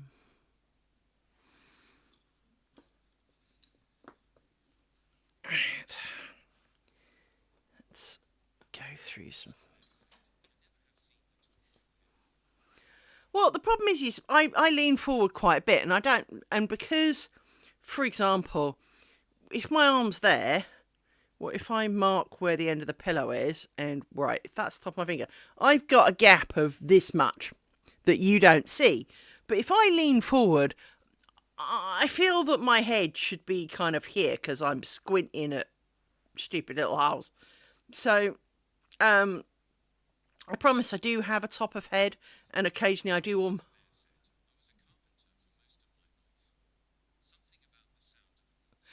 Well, I'm the daughter of a carpenter, and it's part of the reason I like nice wood bobbins and would sell my soul for a set of ebony ones, but not enough to actually pay that much for them. Even though I did find somewhere selling those Danish ones, so for those who do not follow bobbin types intensely, this is a Danish bobbin. They sell these in ebony, and instantly I'm like, wanna. And of course, very recently, and my soul will not forgive me for this in a while, there were about 100 and something of them for sale on eBay for like 30 quid. Frickin' bargain. And, well, but they had ebony ones on eBay, as I say, for like 30p each. Absolute steal, right? I set an alarm even to make sure I didn't forget. The alarm went off, something happened. Next thing I knew, it was over. And I hadn't put a bid on it, because if you bid too early, all you do is bump the price a lot. And so I completely missed it. Yeah. Now, I found somewhere that sell them. Oh, but we don't send to the UK right now. Fuck off. Slightly irritatingly, don't send to the UK. But even if they did, yeah, they're about £4 each.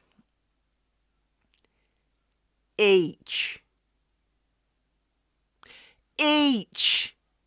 Now, as you may recall, much as I have a bobbin kind of kleptomania issue, in that I want all the things.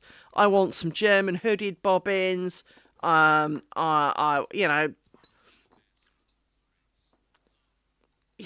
well, it's more than 4 times.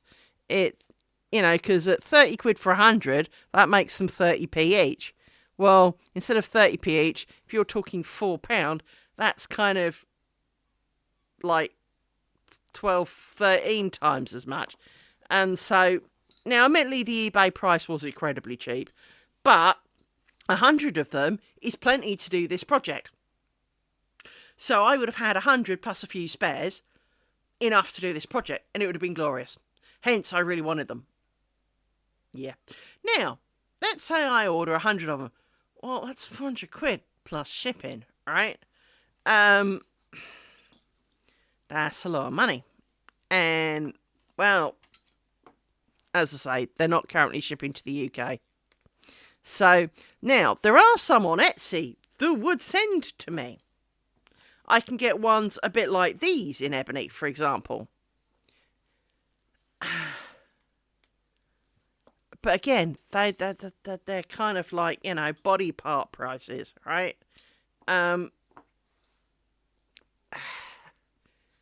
I find myself disappointed. So, I do dream of having some nice set of an ebony lot. Well, now, here's the thing. Next month, I should be getting a bonus, should I have been a good enough girl, from work. So, expensive things are potentially on the menu. And one potentially expensive thing that I've thought of is basically a commercial vacuum, commercial carpet washer. Not a full-on like van with suction pumps commercial level, but the ones with the proper metal like scrapey device that actually suck, rather than the kind of upright vacuum cleaner that, well, it does suck, but not a lot. And, well, it wheeze. They generally have a bit of a incontinence problem in that a lot of them either wee while you're doing it, wee after you've done it, wee if you leave them. So, you know, they do tend to have kind of an incontinence issue. And they don't seem to be... I mean, they're good for if you have an immediate stain that you notice and you go and get one and you waft it over your carpet, it does tend to get most of said liquid up and give it a brief wash after and, you know, minimalise any issues. But if you've got a hard-trodden bit of carpet that somehow looks like someone, you know, spray painted it with glue and then wiped their feet on it and then left it for a couple of weeks, they don't make much of a difference to those, to be honest. Whereas the commercial ones tend to, because they scrape and scratch and fluff and... And so, you know, I kind of... Well, to actually get clean carpets, I feel I need to potentially pay up. Well, it can be. And that's the problem. You can do it with any of them. I mean, for example, yeah, so the walkway in, bear in mind, of course, the colour of my carpet is basically this colour. It's slightly yellower, but it's basically that colour. It's basically light beige, and, well, it shows everything. And it you know, the walkway into here just always looks really dirty because it is a heavy traffic area. And with the best will in the world, I bought some stuff. Well, for here anyway. But what I did was I got one of those things you attach to a motor that spins round. They're generally designed for toilet and bathroom cleaning, but it's a hard kind of toilet-like brush that spins, and I used that because I got a rotary disky kind of one, which is obviously not meant for a toilet, but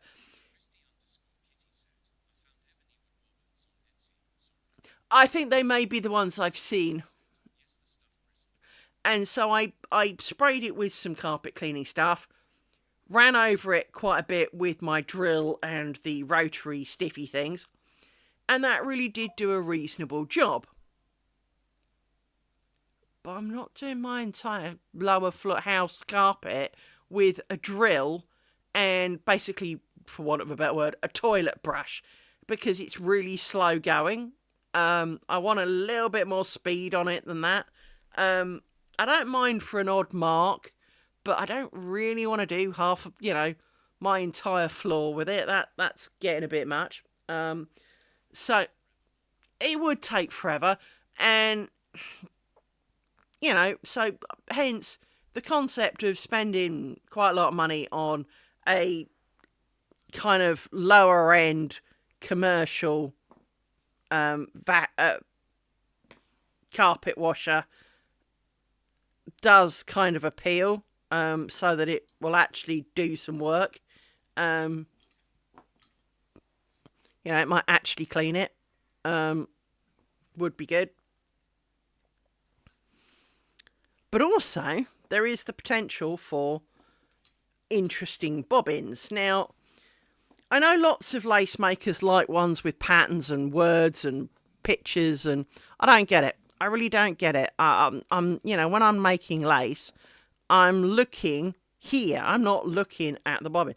Now, I know I want ebony bobbins, and that kind of contradicts it, but that's an overall aesthetic. I like the dark of that, because obviously an awful lot of time you're making lace with white thread. So it is the contrast of the bobbin.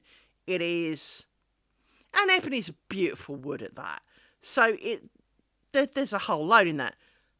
Now, you can find painted ones. Yeah, don't look at the price of those. Do not look at the price of those. They will make you cry. And, it would be fine to have one or two maybe as a special, but you wouldn't want a set of painted bobbins, not and actually pay for them. Someone's going to, if Elon Musk comes along and buys you them, hallelujah. But until that happens, no thanks. And I don't see Elon Musk voluntarily buying a rando, But it's true. But it is that kind of thing, is, unless Jeff Bezos or Musk comes along and kind of goes, hey, we saw your stream, here's 5,000 to spend on a ton of ebony painted bobbins.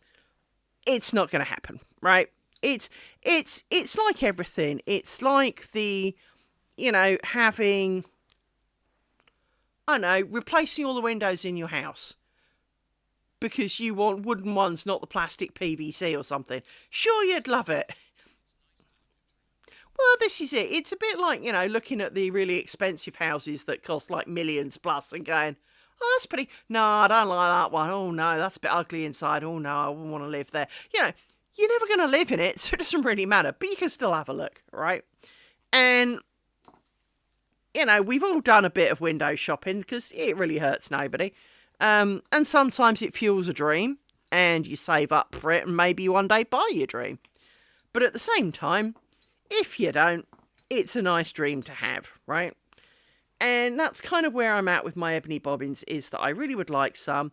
I had a chance to get a good start to an ebony bobbin set that would have meant that, I could have done this project with some ebony bobbins, and that would have been quite happy. I'll definitely be pleased with that. But I missed it. Kind of bummed. But, well, it's something to dream of. And, maybe, as I say, next month, if I've been a good girl and get a bonus, then, because technically, I might get two. Now, that's a complicated story. But, of course, as we know, I changed employer at the beginning of December. And as part of my changing of employer, we basically said, well, we've done 11 months of our contract for our old employer, who pays their bonus for the year in April. We're not leaving by choice. We're still here. We want our bonus. And it was said we would get 11/12 of our bonus. Now, that may disappear in the wash and there may be a bit of a fight and so may not happen. But new employer gives out a chunk of bonus. Hello, that feels weird. That is weird, that's why. How did I do that?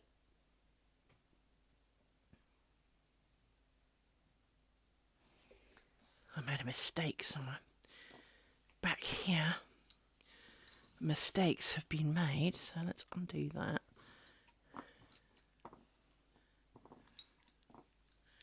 For you should be there, like that, and then you. But we get a quarter of our potential bonus every quarter, assuming company things have been met. So we could get no bonuses next month, or we could get potentially 2. If we get 2, well, hallelujah, right? So there may be, opportunity to go on a bit of a spree next month, or maybe not. We shall find out. We will only find out when we get there. But in theory, we should be feeling rather good next month, so.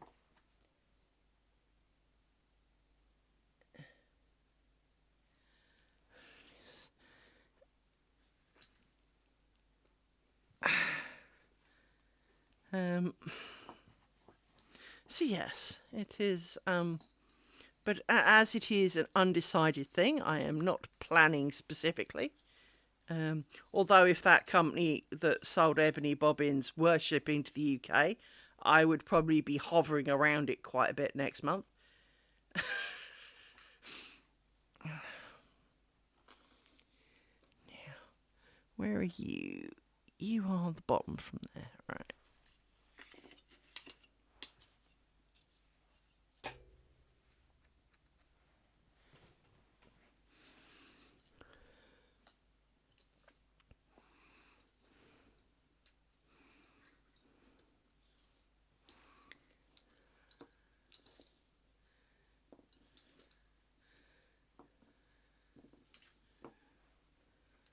So yes, there would have been a good potential to buy the bobbins that I wanted.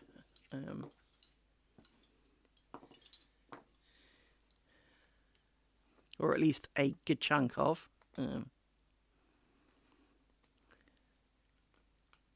For I have no other immediate requirements. It's not like, I fixed my car, so it's not that.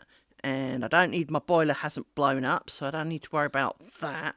And, everything seems safe and sound, so that should be all right. So it is money I would be free to spend. And now, I am not all for spending it just because I've got it. However, the wants and all that,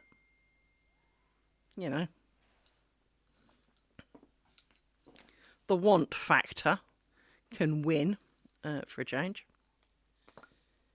Rather than going, I want, but I'm not, it would be wrong to spend the money because I need to buy X or spend it on the dog or, I have no outstanding bills that would require use of it. No likely upcoming bills that require use of it. So it is arguably actually free for grabs in the terms of my want factor. Well, and this is it. It's a bit like being on a diet. Being on a diet and munching on a lettuce leaf once a week is all well and good. But if for somebody's birthday you sit there and you go, oh no, I can't have cake on your birthday that you only have once a year. I can't have a small piece of cake because, well, I'm on a diet. One small piece of cake will not kill you. Unless you're horrendously diabetic and it'll throw you into a sugar crash. That's a different story. But the actual consummation of cake, unless for some reason you're allergic or otherwise, it's not going to break your diet to have one small piece of cake, kind of like, once a year. Now, if you have a ton of friends, well, okay, it might work out a little bit more frequent. And maybe, yes, 1 month, 4 friends have a birthday within about a week of each other. Okay, that's probably going to put a bit of a dent in your diet for 1 week. But then they're not going to do it for the rest of the year. So, you know.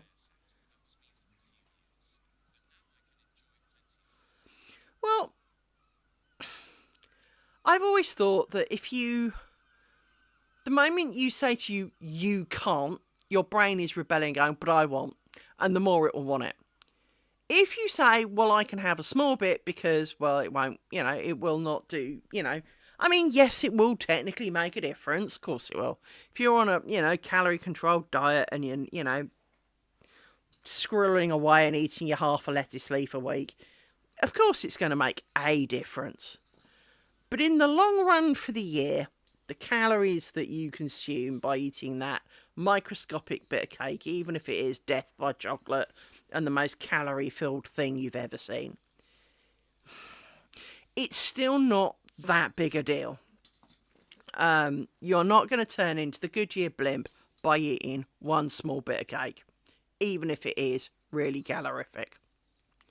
So let's not beat ourselves over the bush for wanting to celebrate a friend's birthday. If you're in a really large office with 100 people and there's effectively like one every 3 days, then yeah, you do need to kind of not have cake every time. But, for your friends, for people who matter, unless you've got, unless you're like...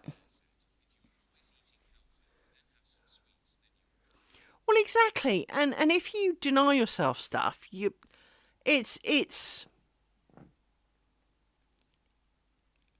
a bit like the kind of meme that says, you can, if you eat bacon, you're more likely to live, say, 20 years longer. Yeah, 20 years of more soul-destroying, depressing, bacon-free life, And there is an element of truth, behind the idea of that, which is that if you say to yourself, oh, no, I can't possibly have that because, well, you're denying something. You're deliberately saying, I cannot do that, and sucking the fun out of it. So yes, maybe you can't have much of it. Maybe you can't do it particularly often. Maybe you have to be careful about it.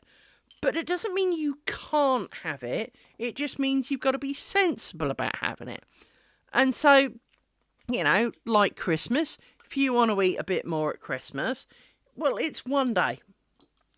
Now, sure, if you eat it for 12 days straight and you eat like a king, well, then your waistline is going to suffer because, well, you ate for a family of 4 for 12 days. You're going to swell up a bit. This is kind of to be expected. But eating, roast dinner on Christmas Day, even if you eat quite an amount of it, which is, let's truly be honest, kind of the done thing for Christmas, well, one extra large, frankly quite reasonably healthy meal is not going to hurt you. It's once, right? It's the living on the leftovers for the next 12 days and cramming your face full of sweets and biscuits that does you in at Christmas. It's not the Christmas dinner. So yes, it is, as you say, you've got to allow yourself to live. Otherwise, you're sucking the joy out of it. And if you suck it's part of the reason that you can really enjoy doing something. But the moment it becomes your job, and now you have to do it 40 hours a week, every week, it sucks the joy out of it. Because it is no longer a choice. It is no longer a treat. It is no longer your happy spot because it's where the pressure comes of, well, imagine, right, for sake of the argument, I had to do this as my profession. Well, then you're going to be judged by, well, how much you did this week, how many mistakes you made. If you didn't produce enough, well, then you're slacking. You've got to, you must try harder. Well, it takes the fun out of it because obviously some weeks you're on fire, some weeks you're not. And, if someone's sitting there going, hey, well, you didn't meet your inch quota this week. Oh, yeah, and? Can't change it. I didn't meet it, and? I was trying. Well, we're not so sure. Then they start threatening your life and the money coming in that you need to live. And well, that makes you miserable, which makes you less productive, and it's a vicious cycle. Doing things you love as your job is often not the blessing you think it is. Now, that doesn't mean you shouldn't do a job you enjoy, but no, one of the things they don't tell you when you were a kid and looking at what jobs to do, what they don't tell you when you're a kid and you're looking at, what do you want to be when you grow up, is they don't tell you to be careful of what you want to do, because if it's something you really enjoy, doing it for your profession and being forced to do it, 40 hours a week, can suck the fun out of it. They don't tell you that.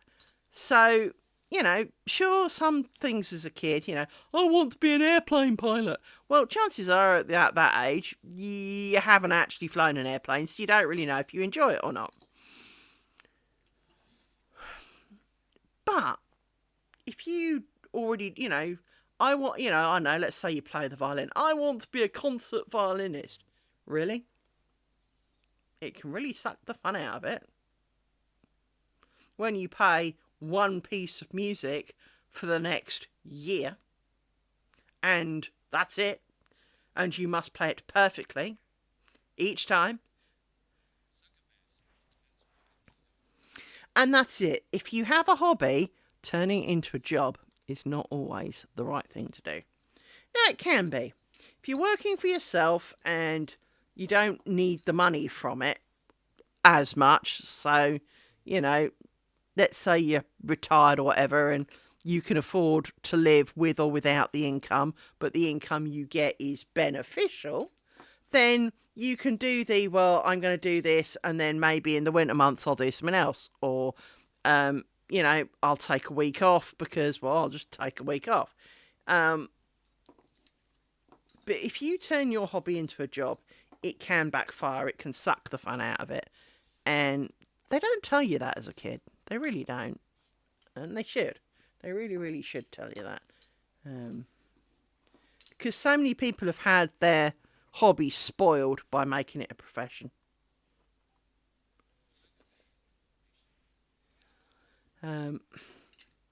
Because, of course, one of the things that I find really odd these days, and here's a favourite rant of some of us at work, when we were at school, when I was a kid, in infants, junior and secondary school, so that's from the age of 5 to 18, not quite true. When I was in infants and juniors, school times were 9 till 3:30. You had a break at 10:15 to 10:30, an hour for lunch, 12 to 1, and 2:15 to 2:30. Please do not ask why I remember all the timings. Bite me. When we were at secondary school, it was 5 to 9 to 3:40. So 9 to 9:05 was reception, where you go in and clock in and, everyone register and marks that you're here. Then you bugger off for an hour and 10-minute lesson. And at 10:15 to 10:30, you had first break. 10:30 to 10:45 kind of thing. 11:40. Usually it was a bit longer because somehow it was, but I think it was 11:40. You got lesson 2. 11:40 to, I think it was 12:55 or something, was then lunch. So you got an hour and a couple of minutes. You then had kind of like 1 to 1:05 for afternoon registration. You then went from 1:05 to 2:15 for next lesson. 2:30 to 3:40 was fourth lesson, and then you got to go home. So why are children today finishing at 1:15? Why are half of them not in school by 10 o'clock? When do these kids actually do lessons? Now, when we were at school, we were always told that the reason you did basically 9 to 3:30, give or take a bit, was to prepare you for working in an office or for doing your work, because it is, while it is slightly shorter, it is representative of a working day. Well, if they're not clocking in till 9:30 and they're buggering off at 1:15, well, while many senior managers seem to get away with that, we the workers do not. We the workers now have to do 9 to 5:30. Well, that's going to be a bit of a shock for them when they leave school then, isn't it? And I do think that is part of the reason that you get all the jokes about like millennials in the office, is because, well, they didn't have to turn up to college till 10 o'clock and they were done by like 1. So when they get to go to, so they're expecting to be able to do all these things in their personal time and have all this free time and do this and do that and stay up half the night, or whatever they're doing. But we, the adults, who know that you've got to do 9 to 5:30 or the equivalent thereof, know that it doesn't work out that way. But of course, when we went to work, it was only like an hour longer. And to be honest, an hour isn't that long. But if they're doing from 9:30 till, say, 1:30, well, that's nearly 4 hours longer. Well, that is a shock, because that's half a frigging day. And I don't understand how... I mean, one of the other factors here in the UK that I've noticed is primarily an awful lot of secondary schools, so that's the 11 to 18 range. Well, it's 11 to 16, maybe 18, depending, right? If they have a sixth form or not. Don't do homework. They don't seem to get that much homework. It's rare that they're doing more than half an hour to an hour a night. We were easily doing 2+ hours a night. How do they not get homework? So not only are they then not doing lesson time like we did, but they're not getting the homework either. Oh, so how does that work?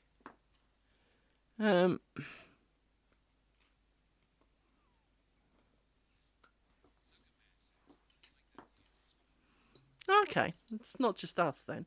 But it's weird though, isn't it? I mean, you look back and, when we were at school, your parents always said you need to put in more hours than that. And you're kind of going, no. Surely it's that, this is the speed of the lesson, because they only expect you to do, so much homework in the evening and the rest is covered in lesson. Your parents are going, no, you need to try harder. And you go, no, because you're a child. And they were, of course, right. But when you look at kids today and they're moaning about, and then, again, I'm not sure about you lot, but now so many of our schools have safe rooms because they can go if they're feeling hard done by, and you can't make them, and oh, hang on. So, I can, I'm feeling a bit stressed because there's a test coming up. I just go and sit in the safe room for the afternoon. Hang on.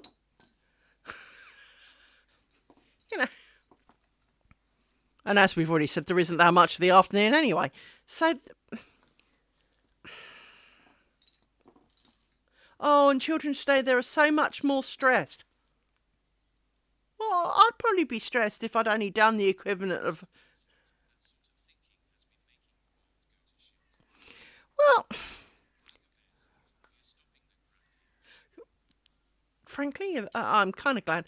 I mean, I don't disagree that children should be able to report that, maybe they're being picked on and be taken seriously. Because, to an extent, back in our day, I can happily vouch that they didn't really take it that seriously unless you got a beating, in which case, they kind of go, oh, that's not very nice. And, but...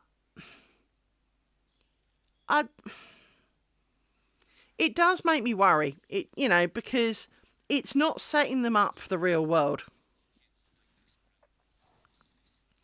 Well, I mean, we get stressed at work. We've got a deadline coming up.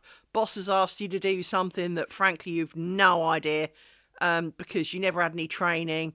Half the time you have to work on stuff you never got told anything about. You were just given it and told, work it out. Something that my new employer is discovering very heavily is how our team has had to work.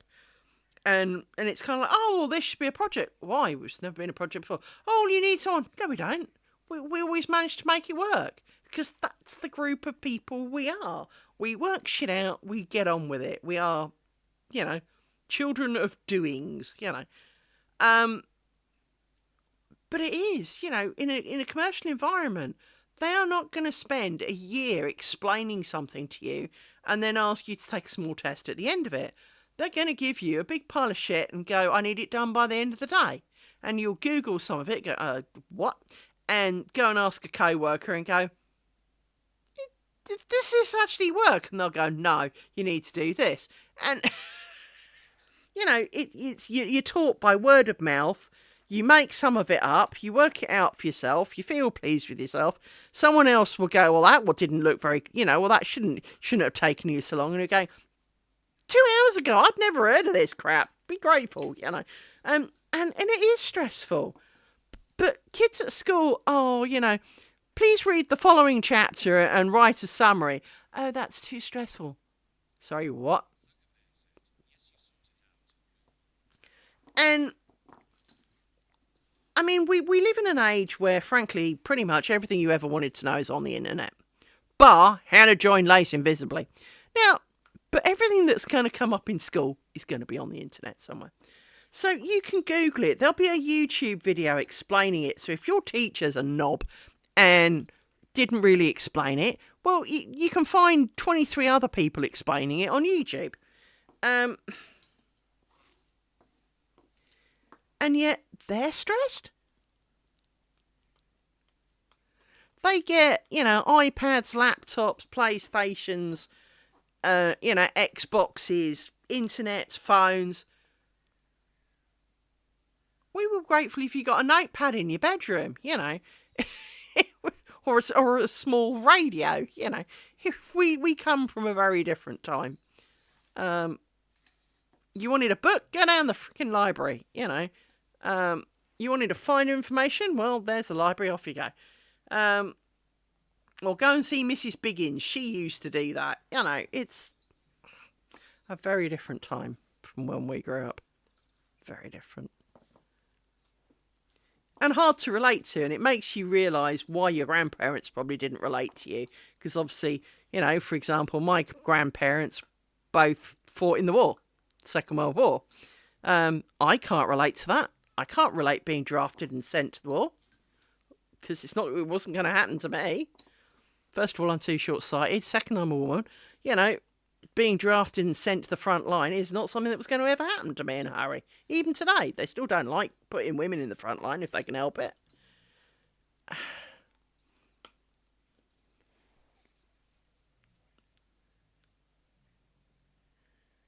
I mean, they can't not, but they don't like to.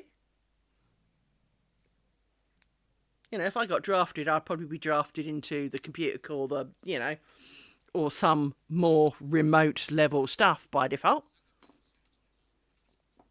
So how do you relate to that? You can't. And so our grandparents would have had the same problems talking to us. And we always wondered why they seemed weird and didn't understand. Well, now we're getting it,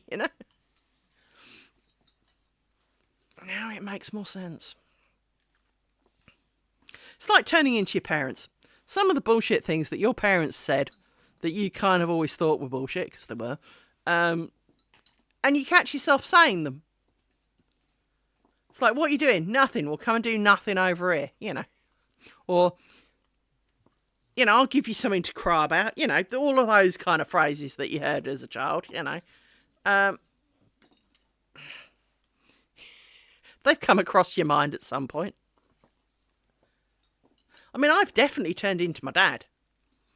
I laughed at my dad, something chronic. But I am worse than my dad. Christ, I'm actually worse than my dad. My dad didn't use... Yeah, exactly, right? Don't make me pull over. It's, it is the... Oh, I'll wait for ads.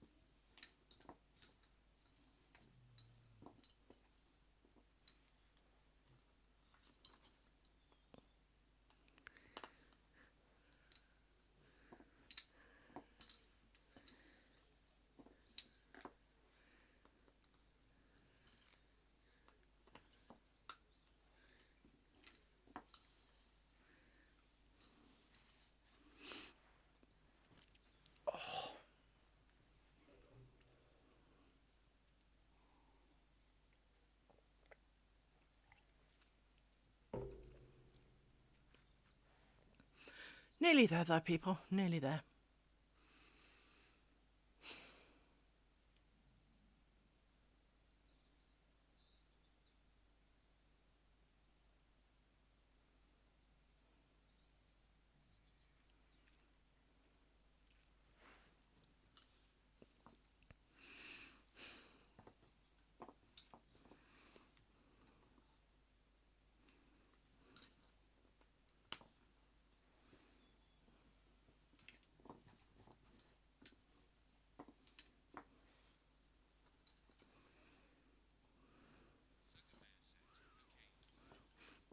Yay!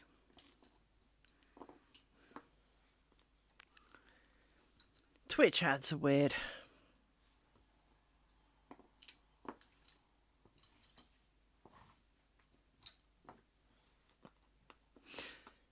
To be honest, I pay for Turbo.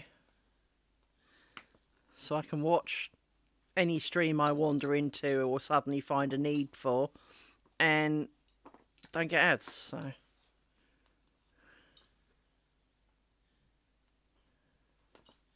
Because it's the price of a couple of subscriptions, so as long as you've got more than one person that you kind of want, you're already on a winner, really. So Turbo is quite good for that.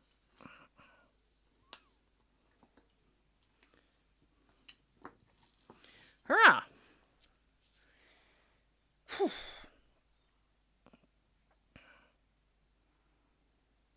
Let's pokey some pins.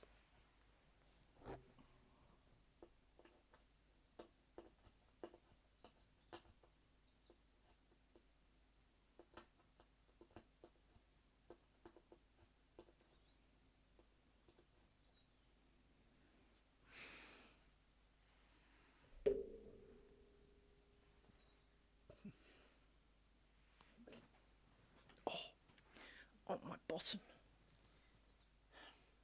Having to sit on this couch around the dog is not conducive to blood flow.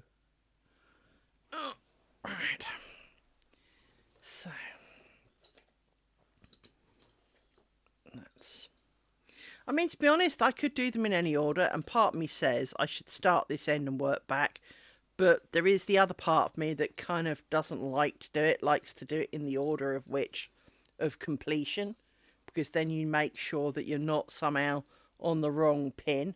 I mean, you shouldn't be, but you know how it is. Bit of checking never hurt, you know. Some sanity checks. Right.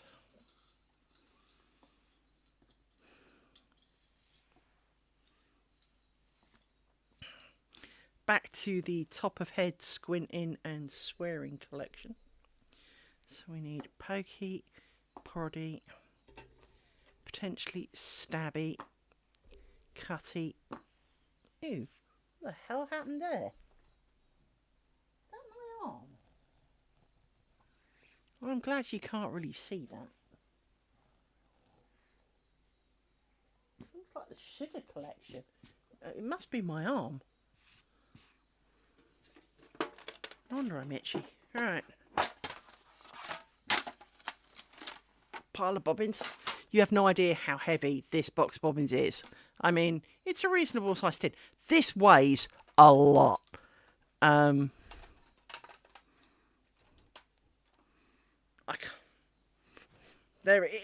have no idea. It really does weigh a lot. I'd say I'm going to guess that if that probably weighs kilo and a half, maybe more, and all it's got is a few bobbins in it. As I said, these things weigh. These things have presence, which is part of the reason I really, really like them. It's just a shame that on a flat pillow they're a bit annoying.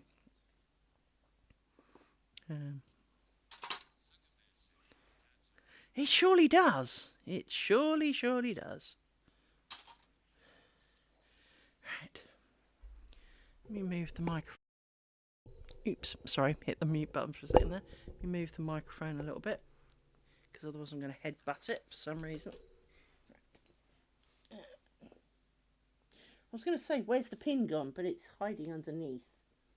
So I need to dig the pin out of there. This one.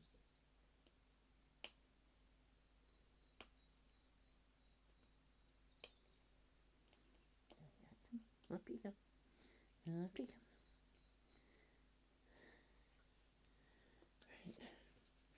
Right. Pokey stabby. Now, this looks a little bit odd.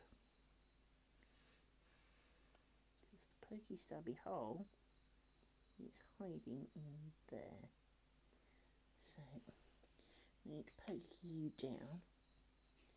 The end of that poke, so I've got a bit more space.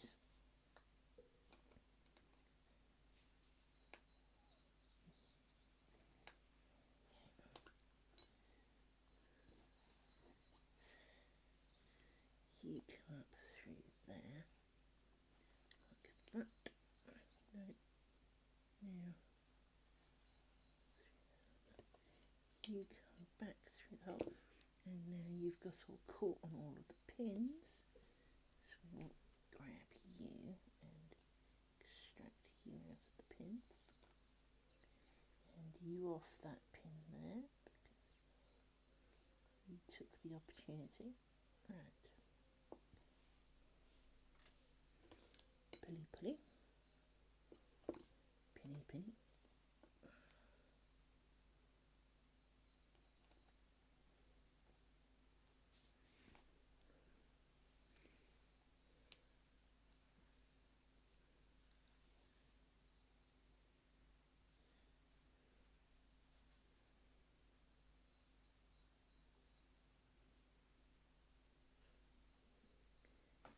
This is the problem. I had to let go then, and now I'm not convinced they're in the right order, which doesn't help with my knot issues.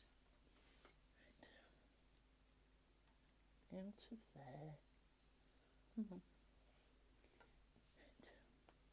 And now I can put you down and you down. Right. Which makes you two next. Make them longer. So I find it hard to believe my head is not in shot, but there we go. Because you're right, it's not, surprisingly. It literally, though, I know, fingers, it is like this much from being in shot. Not that seeing the top of my head is a problem, you know. I've just got a few more grey hairs than my avatar.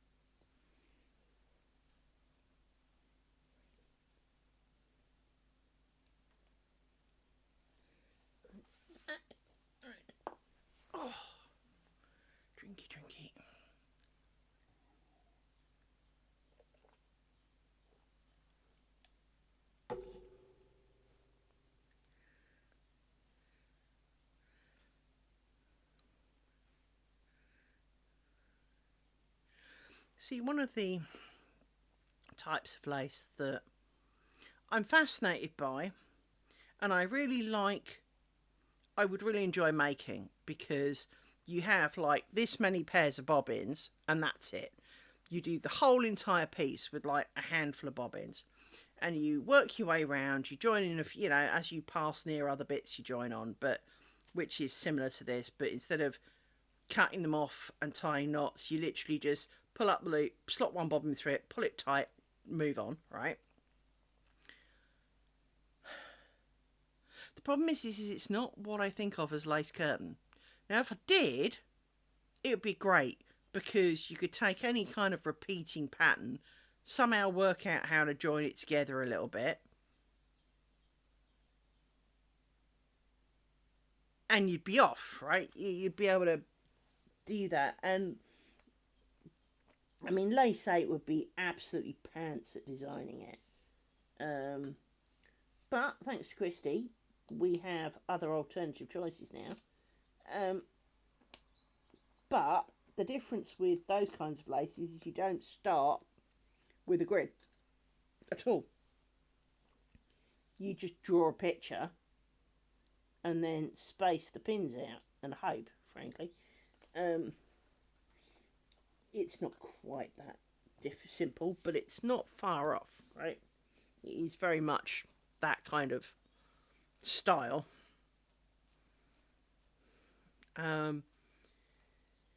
Which of course makes it a lot easier from that perspective. You just kind of go for it, really. But of course I can't draw, so that kind of limits it for me.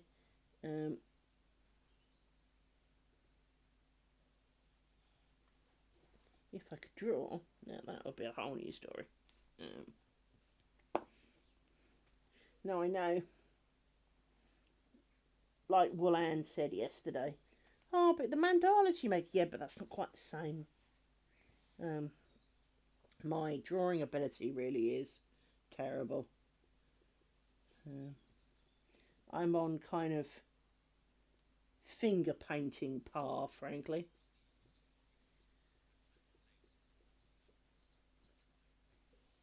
Well, I did do a Celtic knot, and I will tell you now, the way that Celtic knot was done was bloody awful, and the way that it was advised to be done, it's just wrong on so many levels. It didn't make a good piece of lace at the end of it. It was not joined in enough places to give it any form of structural integrity. To the point, I really don't know what you'd use it for. Because you could not use it. I can go and dig it out in a minute. When I finish this, I can dig it out. But basically, it was a Celtic knot in a circle, right? But it was only held, the Celtic knot was only held in like 3 places almost. Actually, I don't think the Celtic knot was held together at all. It wasn't held together except for where the bits went over each other. But even then, they weren't joined by default as part of the going over it. It joined to the circle in basically like 3 places, so it kind of had a V shape almost at the end of each one, and that was it. It's the most fragile, twisted, unhappy thing in the history of the world. It didn't take very long to make, because it only used it actually used 2 lots of 6 pairs of bobbins, because you kept stopping and starting, because you had to do like this bit. And then because a bit came in from over there, you then had to make that bit and then do this bit, and then you could finish doing this bit.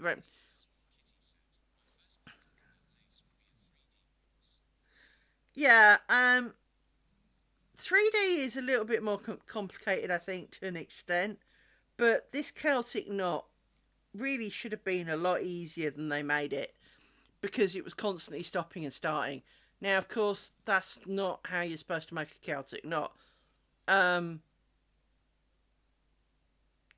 be honest, the best way to have made that Celtic knot would be to have kept going, do all of the loops, get to the end but not join it, take it off the pillow, fold it around itself so that it did do all the joins the right way round, so you're over here and under there, and do all of that. Because, of course, it's one piece, you can now manipulate it.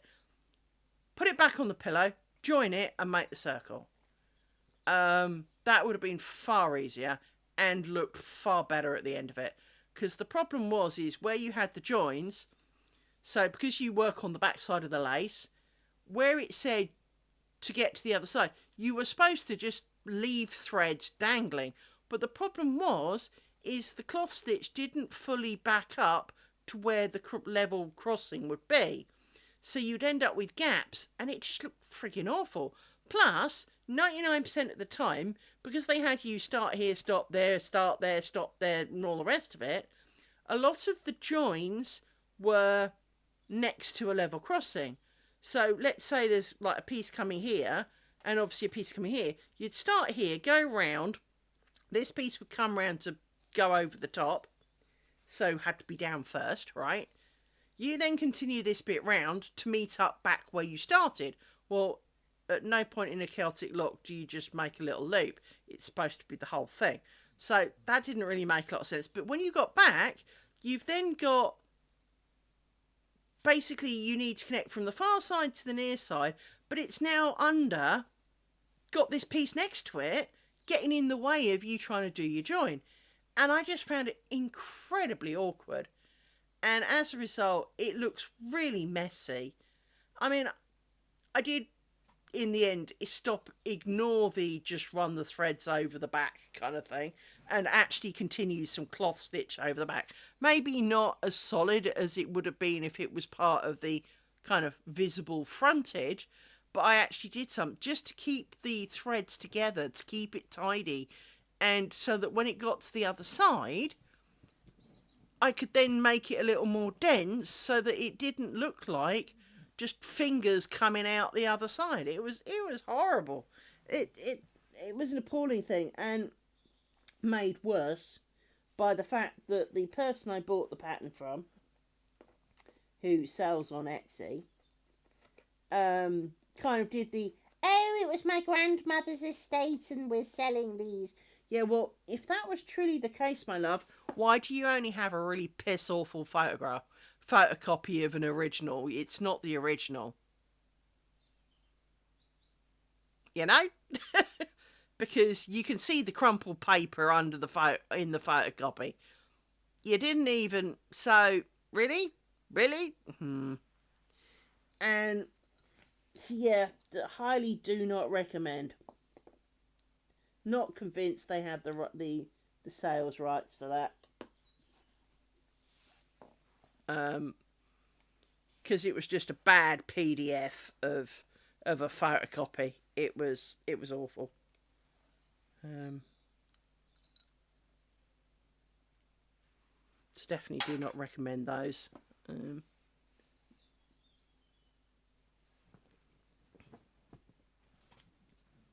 you stop pushing me off the couch?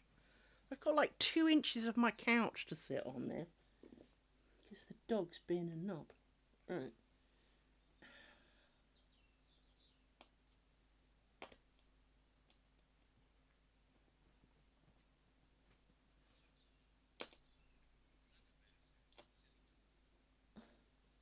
Well, he's just being a pain. I mean, at least his sister's stopped singing, but he's been a pain in the fluff. And you know how dogs do. They do this kind of like humph, as if, you know, they've got the weight of the world on their shoulders.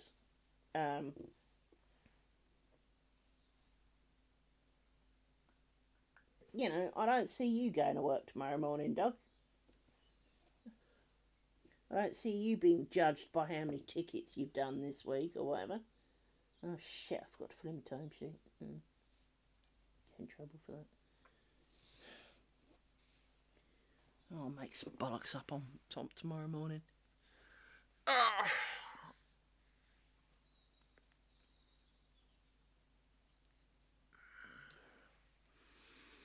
Pin.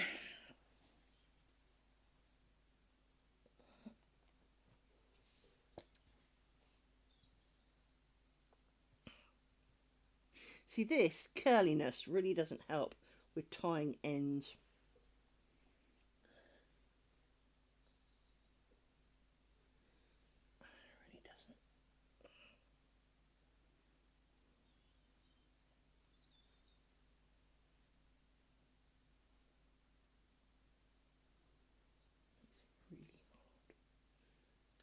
No, don't hook round the pins.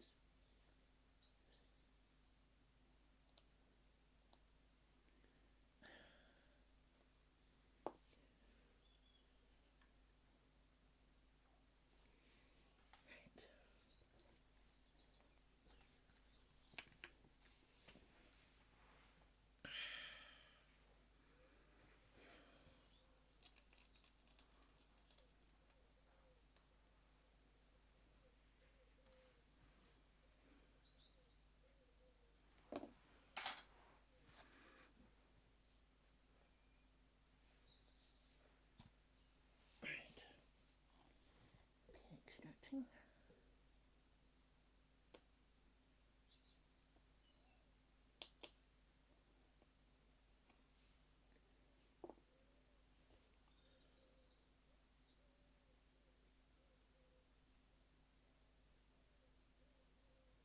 One of the most annoying things with this pin tool is that you stick it in the hole and it goes straight through the pattern and kind of to behind, and that's really nice of it, but then I can't do anything with it because it's gone through. I need it to be on top of the piece of paper, so it can be a bit frustrating because you poke it in and it just goes straight through to the other side. We do.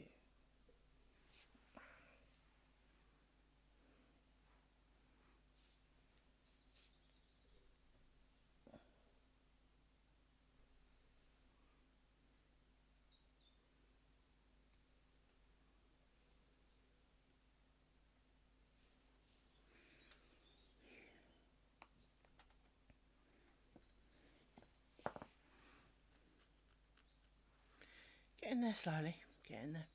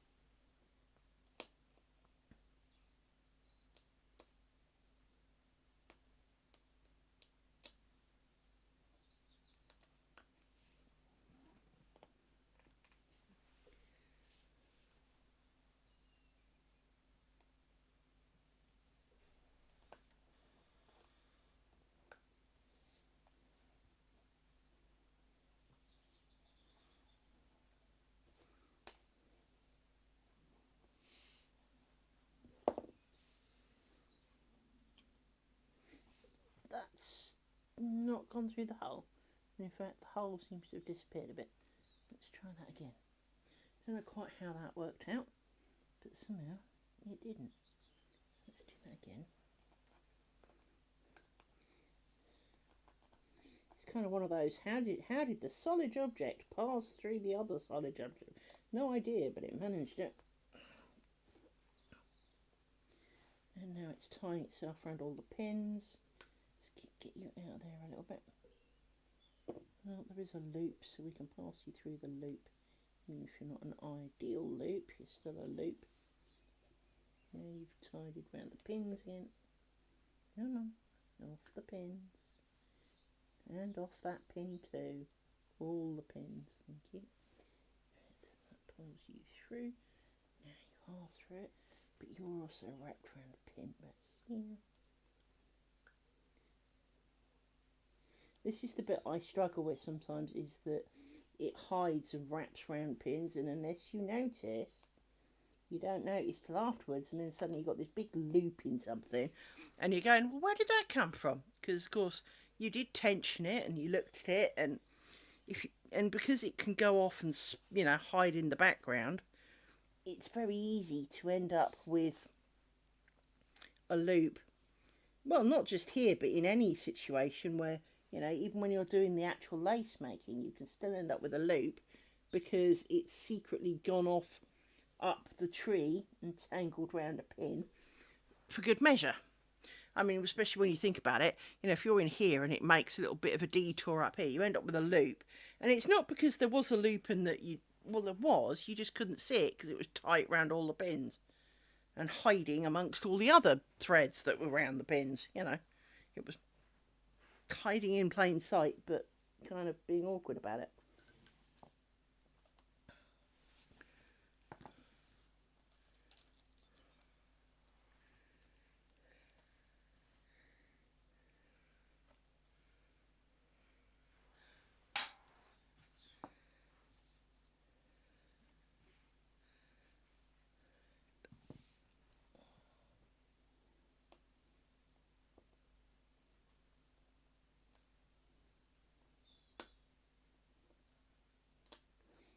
And of course, one of the other problems is when you put your pins in to start with, you generically put them in at a bit of an angle, which then means when you try and come to do this at the end, they're in the way.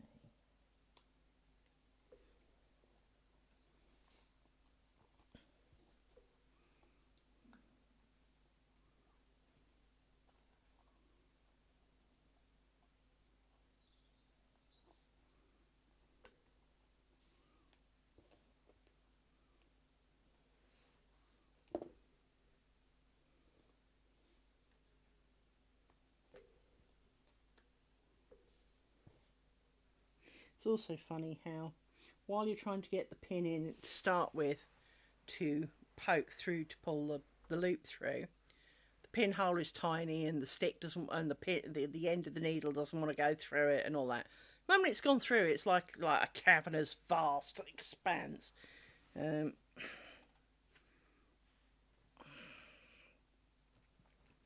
and makes you feel stupid for not being able to get the pin through it.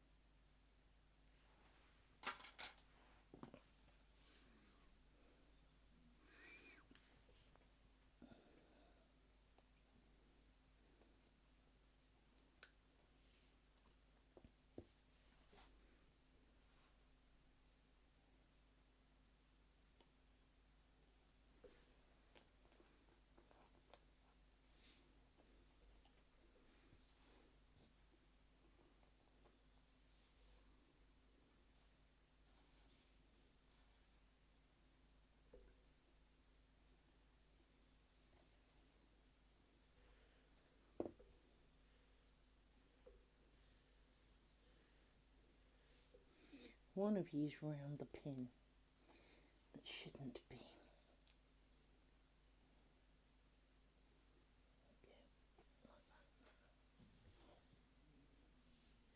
Growl, says my stomach. I am aware of the time, you know, stomach. Do not need you to tell me, for I am aware that you are hungry. Do not need to sing to us.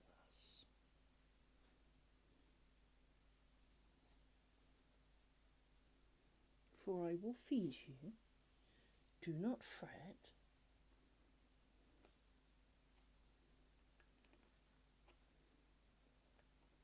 You are not accustomed to skipping too many meals. For I am nice and I feed you.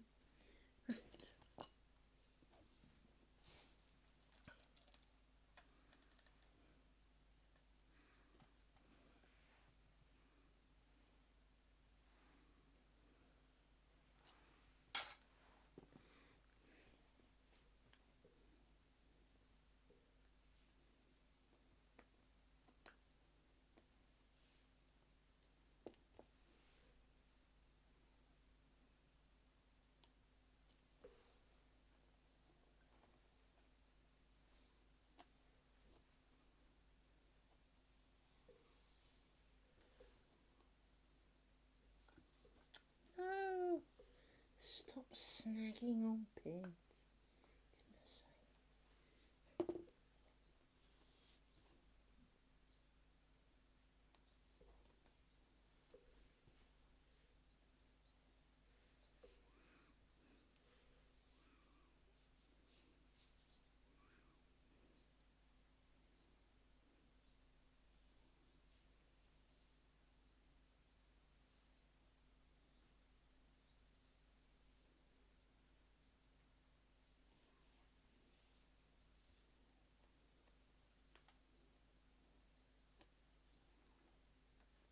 Getting it.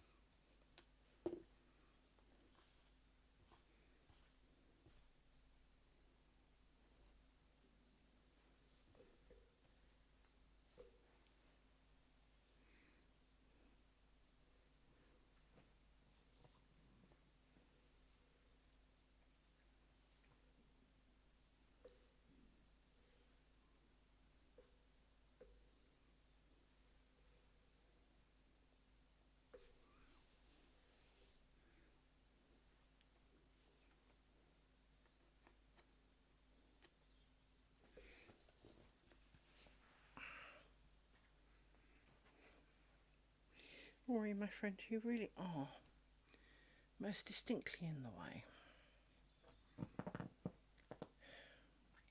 For my fat bus and yours do not fit back to front on the couch.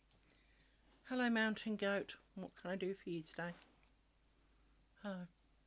Yes, you're lovely. What? What? Big yawn, yes. Thank you.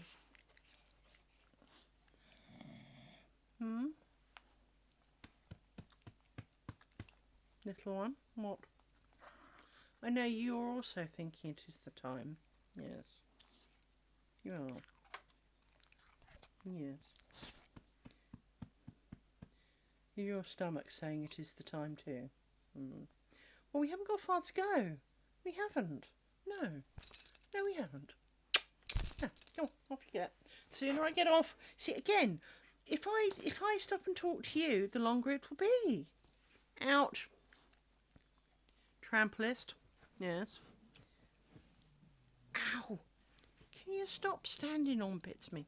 Oh, Rory, I'm so sorry that I'm in your way. Oh, dear me. Anyone think you've been down the mines all day? Right.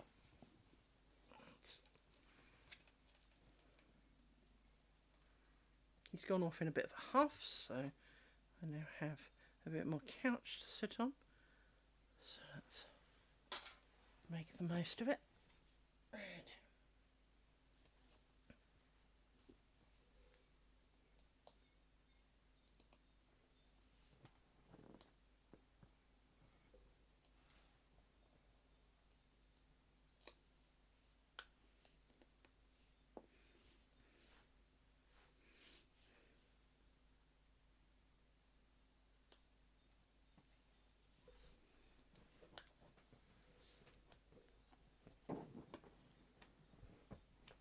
No, Rory's come back and is now pushing me off the couch. Thanks. You didn't go through at all, did you? No. Thank you for that. So, let's try that again. That's not the right hole. Let's try and work out where the hole is. The hole is there, she says. Eye on the prize. Eye on the prize. The hole is there. Pass you through the loop.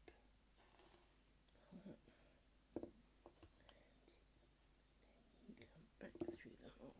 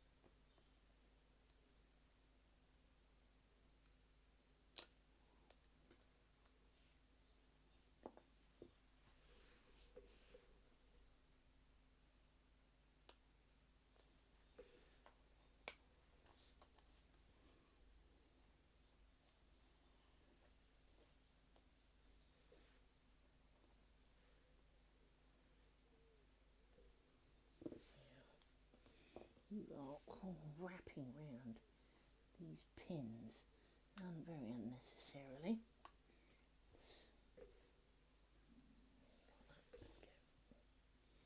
You need to come through there like that. You need to get it back around that way. That in the hole. Right. There we go.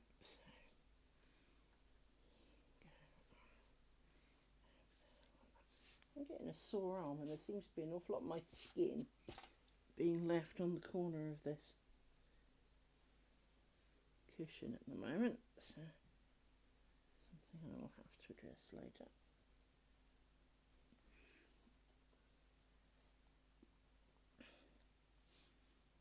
Because my arm didn't look flaky until I look at where it's been rubbing against the cushion, and it looks like I've been sprinkling sugar on it. So, right, now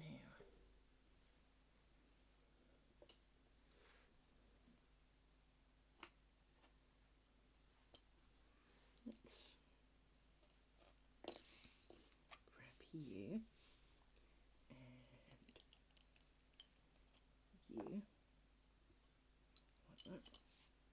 Get rid of you for a second, and we need to double twist you, because that's a thing, and we want you down, you down, and you down to make a bit more space. You come up, you come through the hole. This now. I'm actually going to take you as well, like this. That. Does that work? Yes, that works. You through the loop. There we go. You go through the loop. And you come back through the loop. Don't tangle, because that's just rude. You're the last pair. Don't be knobs. Come on.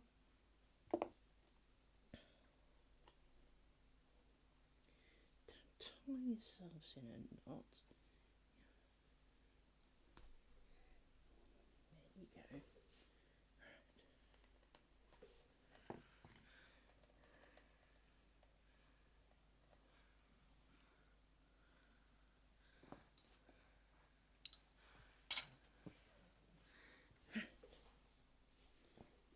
get back in the hole there, like that, and we tie you in a knot,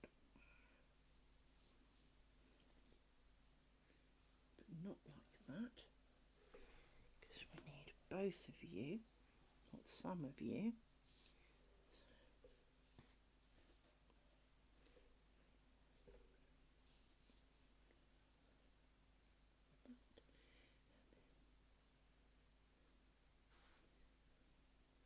Yeah.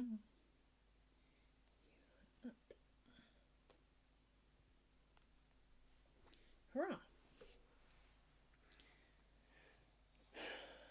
Swear I've got a bruise. I do have a bruise on my arm now from leaning on the pillow. But what you can't see too well is that this corner looks like I literally have been pouring sugar on it. Let me get rid of those for a minute, because we don't need those, we don't need that. Yeah, we have taken our bobbins off. Should put the lid back on that to stop it bending. Like that. Cover all the bobbins.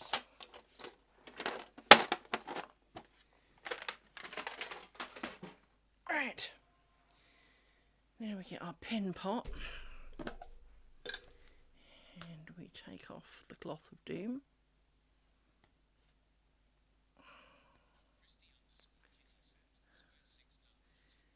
Yay! Indeed. Square 6 has finally happened. And we shall take some of the pins out of the... You go back in there. And you go back in here. Because that's from whence you came. You now come out. You can come out. You can come out. You can come out.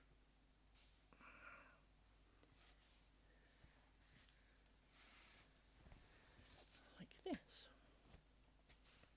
Ooh, there's a pin. There we go. Pin. So, despite needing a bit of a haircut, and we can take out a load of these pins, because, well, we can take out a load of these pins. Yeah?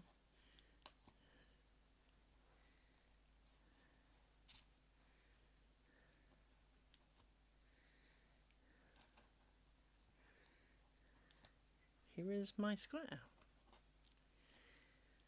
World meet square number 6. You're an edge pin, you can stay for a second.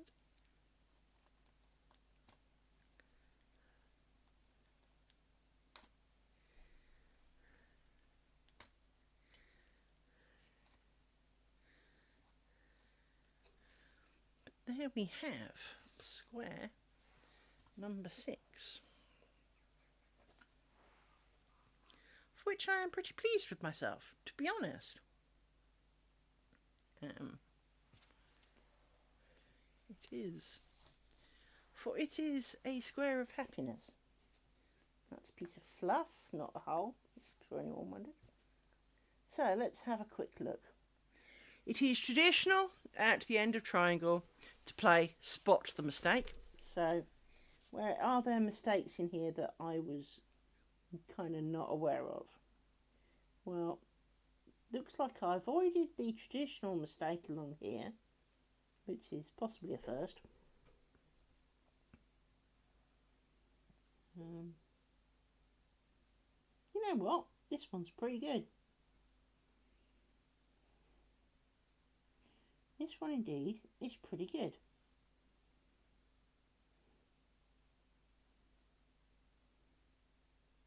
Well, now I'm not going to say it's not error free, because I'm not that stupid, but comparatively speaking, it might be our best yet, you know.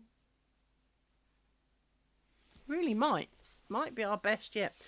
I'll take a picture of it, take a ready for the internet and then spot all the mistakes, because that's usually how it works. What I will do is, and I won't subject you to watching me glue it on camera, although I have no qualms with being camera-fied while I'm gluing it. But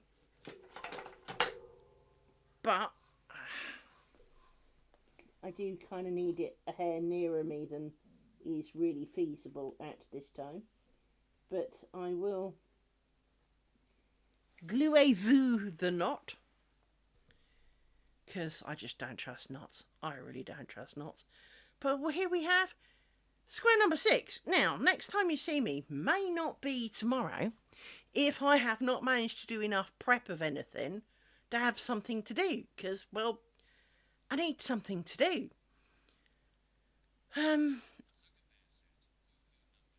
Well, let's do the other thing, which of course is quite compulsory for this. Let me click on that, and that, and that, and that, and that. Hang on one moment as it opens up the thing.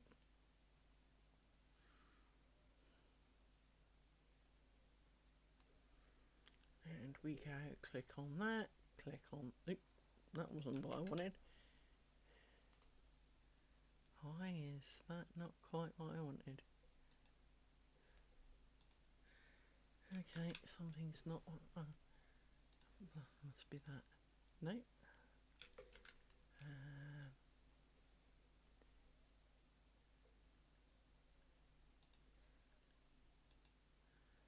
Shit.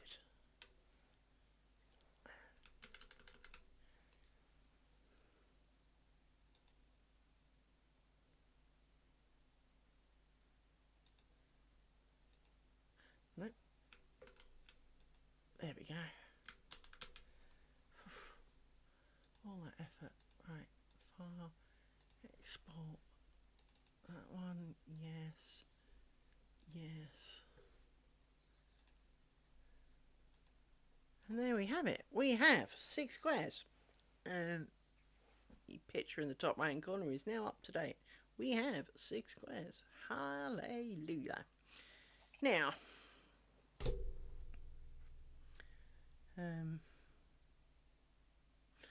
feeling pretty pleased myself. As I say, this last triangle did really do quite well. I don't think it's got too many mistakes in it, unlike some of the other ones. It says putting a finger over a great big hole. For there is a hole here, look. In case you can't see it. I mean, it's kind of wrong of me to point out all my padding mistakes, but, well, you can't really miss that one now, can you? I mean, look at it. We did discuss this the first time. We don't know how we did it, because we seem to have all the pairs in all the right places, but somehow a pair didn't travel between that pinhole and that pinhole. So we're not quite sure what happened there, but there's a hole. There you go. It makes it unique and mine. And of course, you only ever really notice them far too late, because, well, that's just the way it works. So,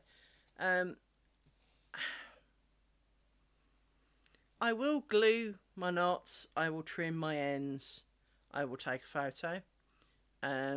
But, as I was saying, I need to have something to do for tomorrow, or Tuesday, or whenever I can manage to sort it out. But I need to design it, print it, prick it, wind some bobbins, make some decisions, which, as you well know, I'm not very good at the whole decision-making process. I like sitting on the fence and going, but. And so it's...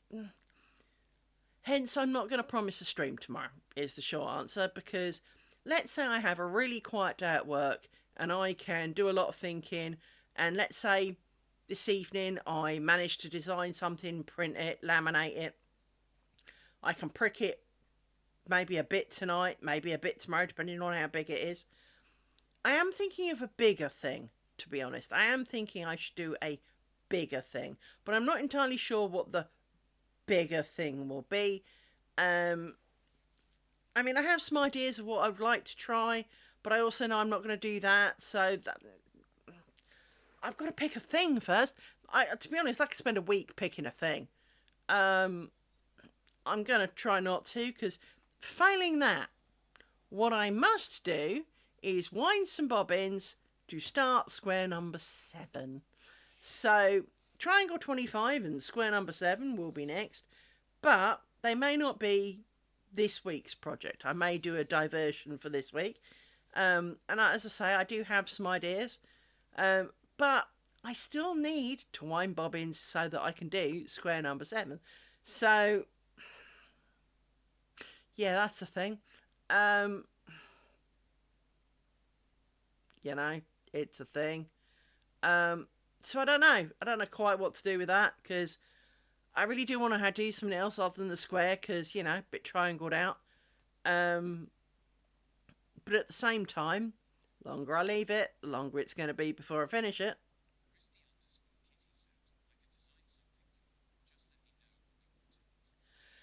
Well, I'm all right at deciding my own. The problem is deciding what I want in it, to be honest, more to the point. I appreciate the offer. I really do. Assistance can be very grateful. But I think the biggest problem I have is more of the decisions rather than the doings, if you know what I mean. But, print it out, make it, prick it out, laminate it. Well, laminate it, then brick it. It's definitely a more... It's the deciding what to do and then winding 50 billion bobbins to do it. As well as obviously winding the bobbins to start the next one of these. Because quite a few of those bobbins ran out, which was not necessarily a bad thing. But I'm going to go back to the Danish bobbins because they sit in the sticks a bit better on a flat cushion. I mean, I know this has got a turnable middle, but I didn't tend to turn the middle. I tended to turn the whole cushion because I'm lazy. So yes, I'm pretty confident this has turned out to be one of the better squares. Certainly this is a better triangle. There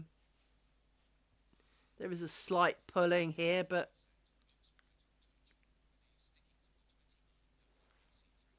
well, you see, this is the whole thing, isn't it? I don't know yet. I need to decide that. Um, yeah, basically, yeah. Um, yeah, yeah. I don't know. I really don't. Um, all I know is I don't want to do another triangle tomorrow, particularly.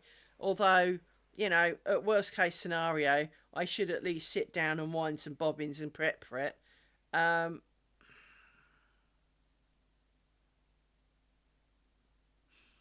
but I also want to do something else as a good diversion, preferably with a bit of colour in it. Would be nice. Not that I'm really into colour. Um, Feel free to share in Discord and we can discuss. Um, but to be honest, I'm thinking colossal bookmark, colossal bookmark with stuff. Um, but I haven't decided what. Um, but if it is a colossal bookmark, it's going to take a while, and I don't want it to take too long. But of course, one of the advantages of my experiments is that unlike this, which is the documentation of building my entire net curtain, um, working on my experiments, I can do some off screen. So I don't mind if I've done half an inch off screen. It doesn't bother me. Whereas this, I want to do all the lace making on screen. I want to do as much of it on screen as I can. Gluing and trimming some ends really doesn't count. No one in the world needs to see that. It's infinitely boring. Just like you didn't see me printing it and pricking it, and because again, infinitely boring. Um, and thank God I only had to do it once, because that, of course, is why I laminated it. So that I can reuse it again and again and again, and it should arguably survive the whole curtain. Long live the laminator, even though I've already bust one. I'm not quite sure how I managed that. Well, I do know how I managed that, but it committed suicide is more accurate. It took everything in, was acting good, and then I realised nothing had come out the other side. It basically had melted it all over the insides of itself and died. Well, so that was the end of that one.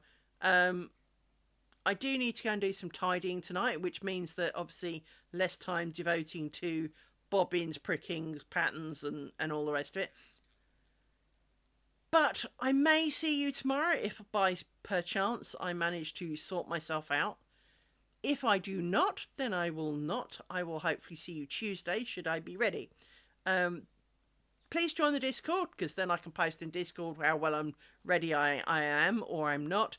I will also put a notice up on here, because I can do a little story post as to, if I'm ready or not tomorrow or Tuesday. But I will be back as soon as humanly possible with the next thing to do. Preferably not a triangle, but if it is a triangle, it'll be a triangle. I'm used to doing dull, repetitive things, but I really would like to do something else for a bit to distract the brain cells and to give them some ideas as to what not to do for potential biggity neck curtain.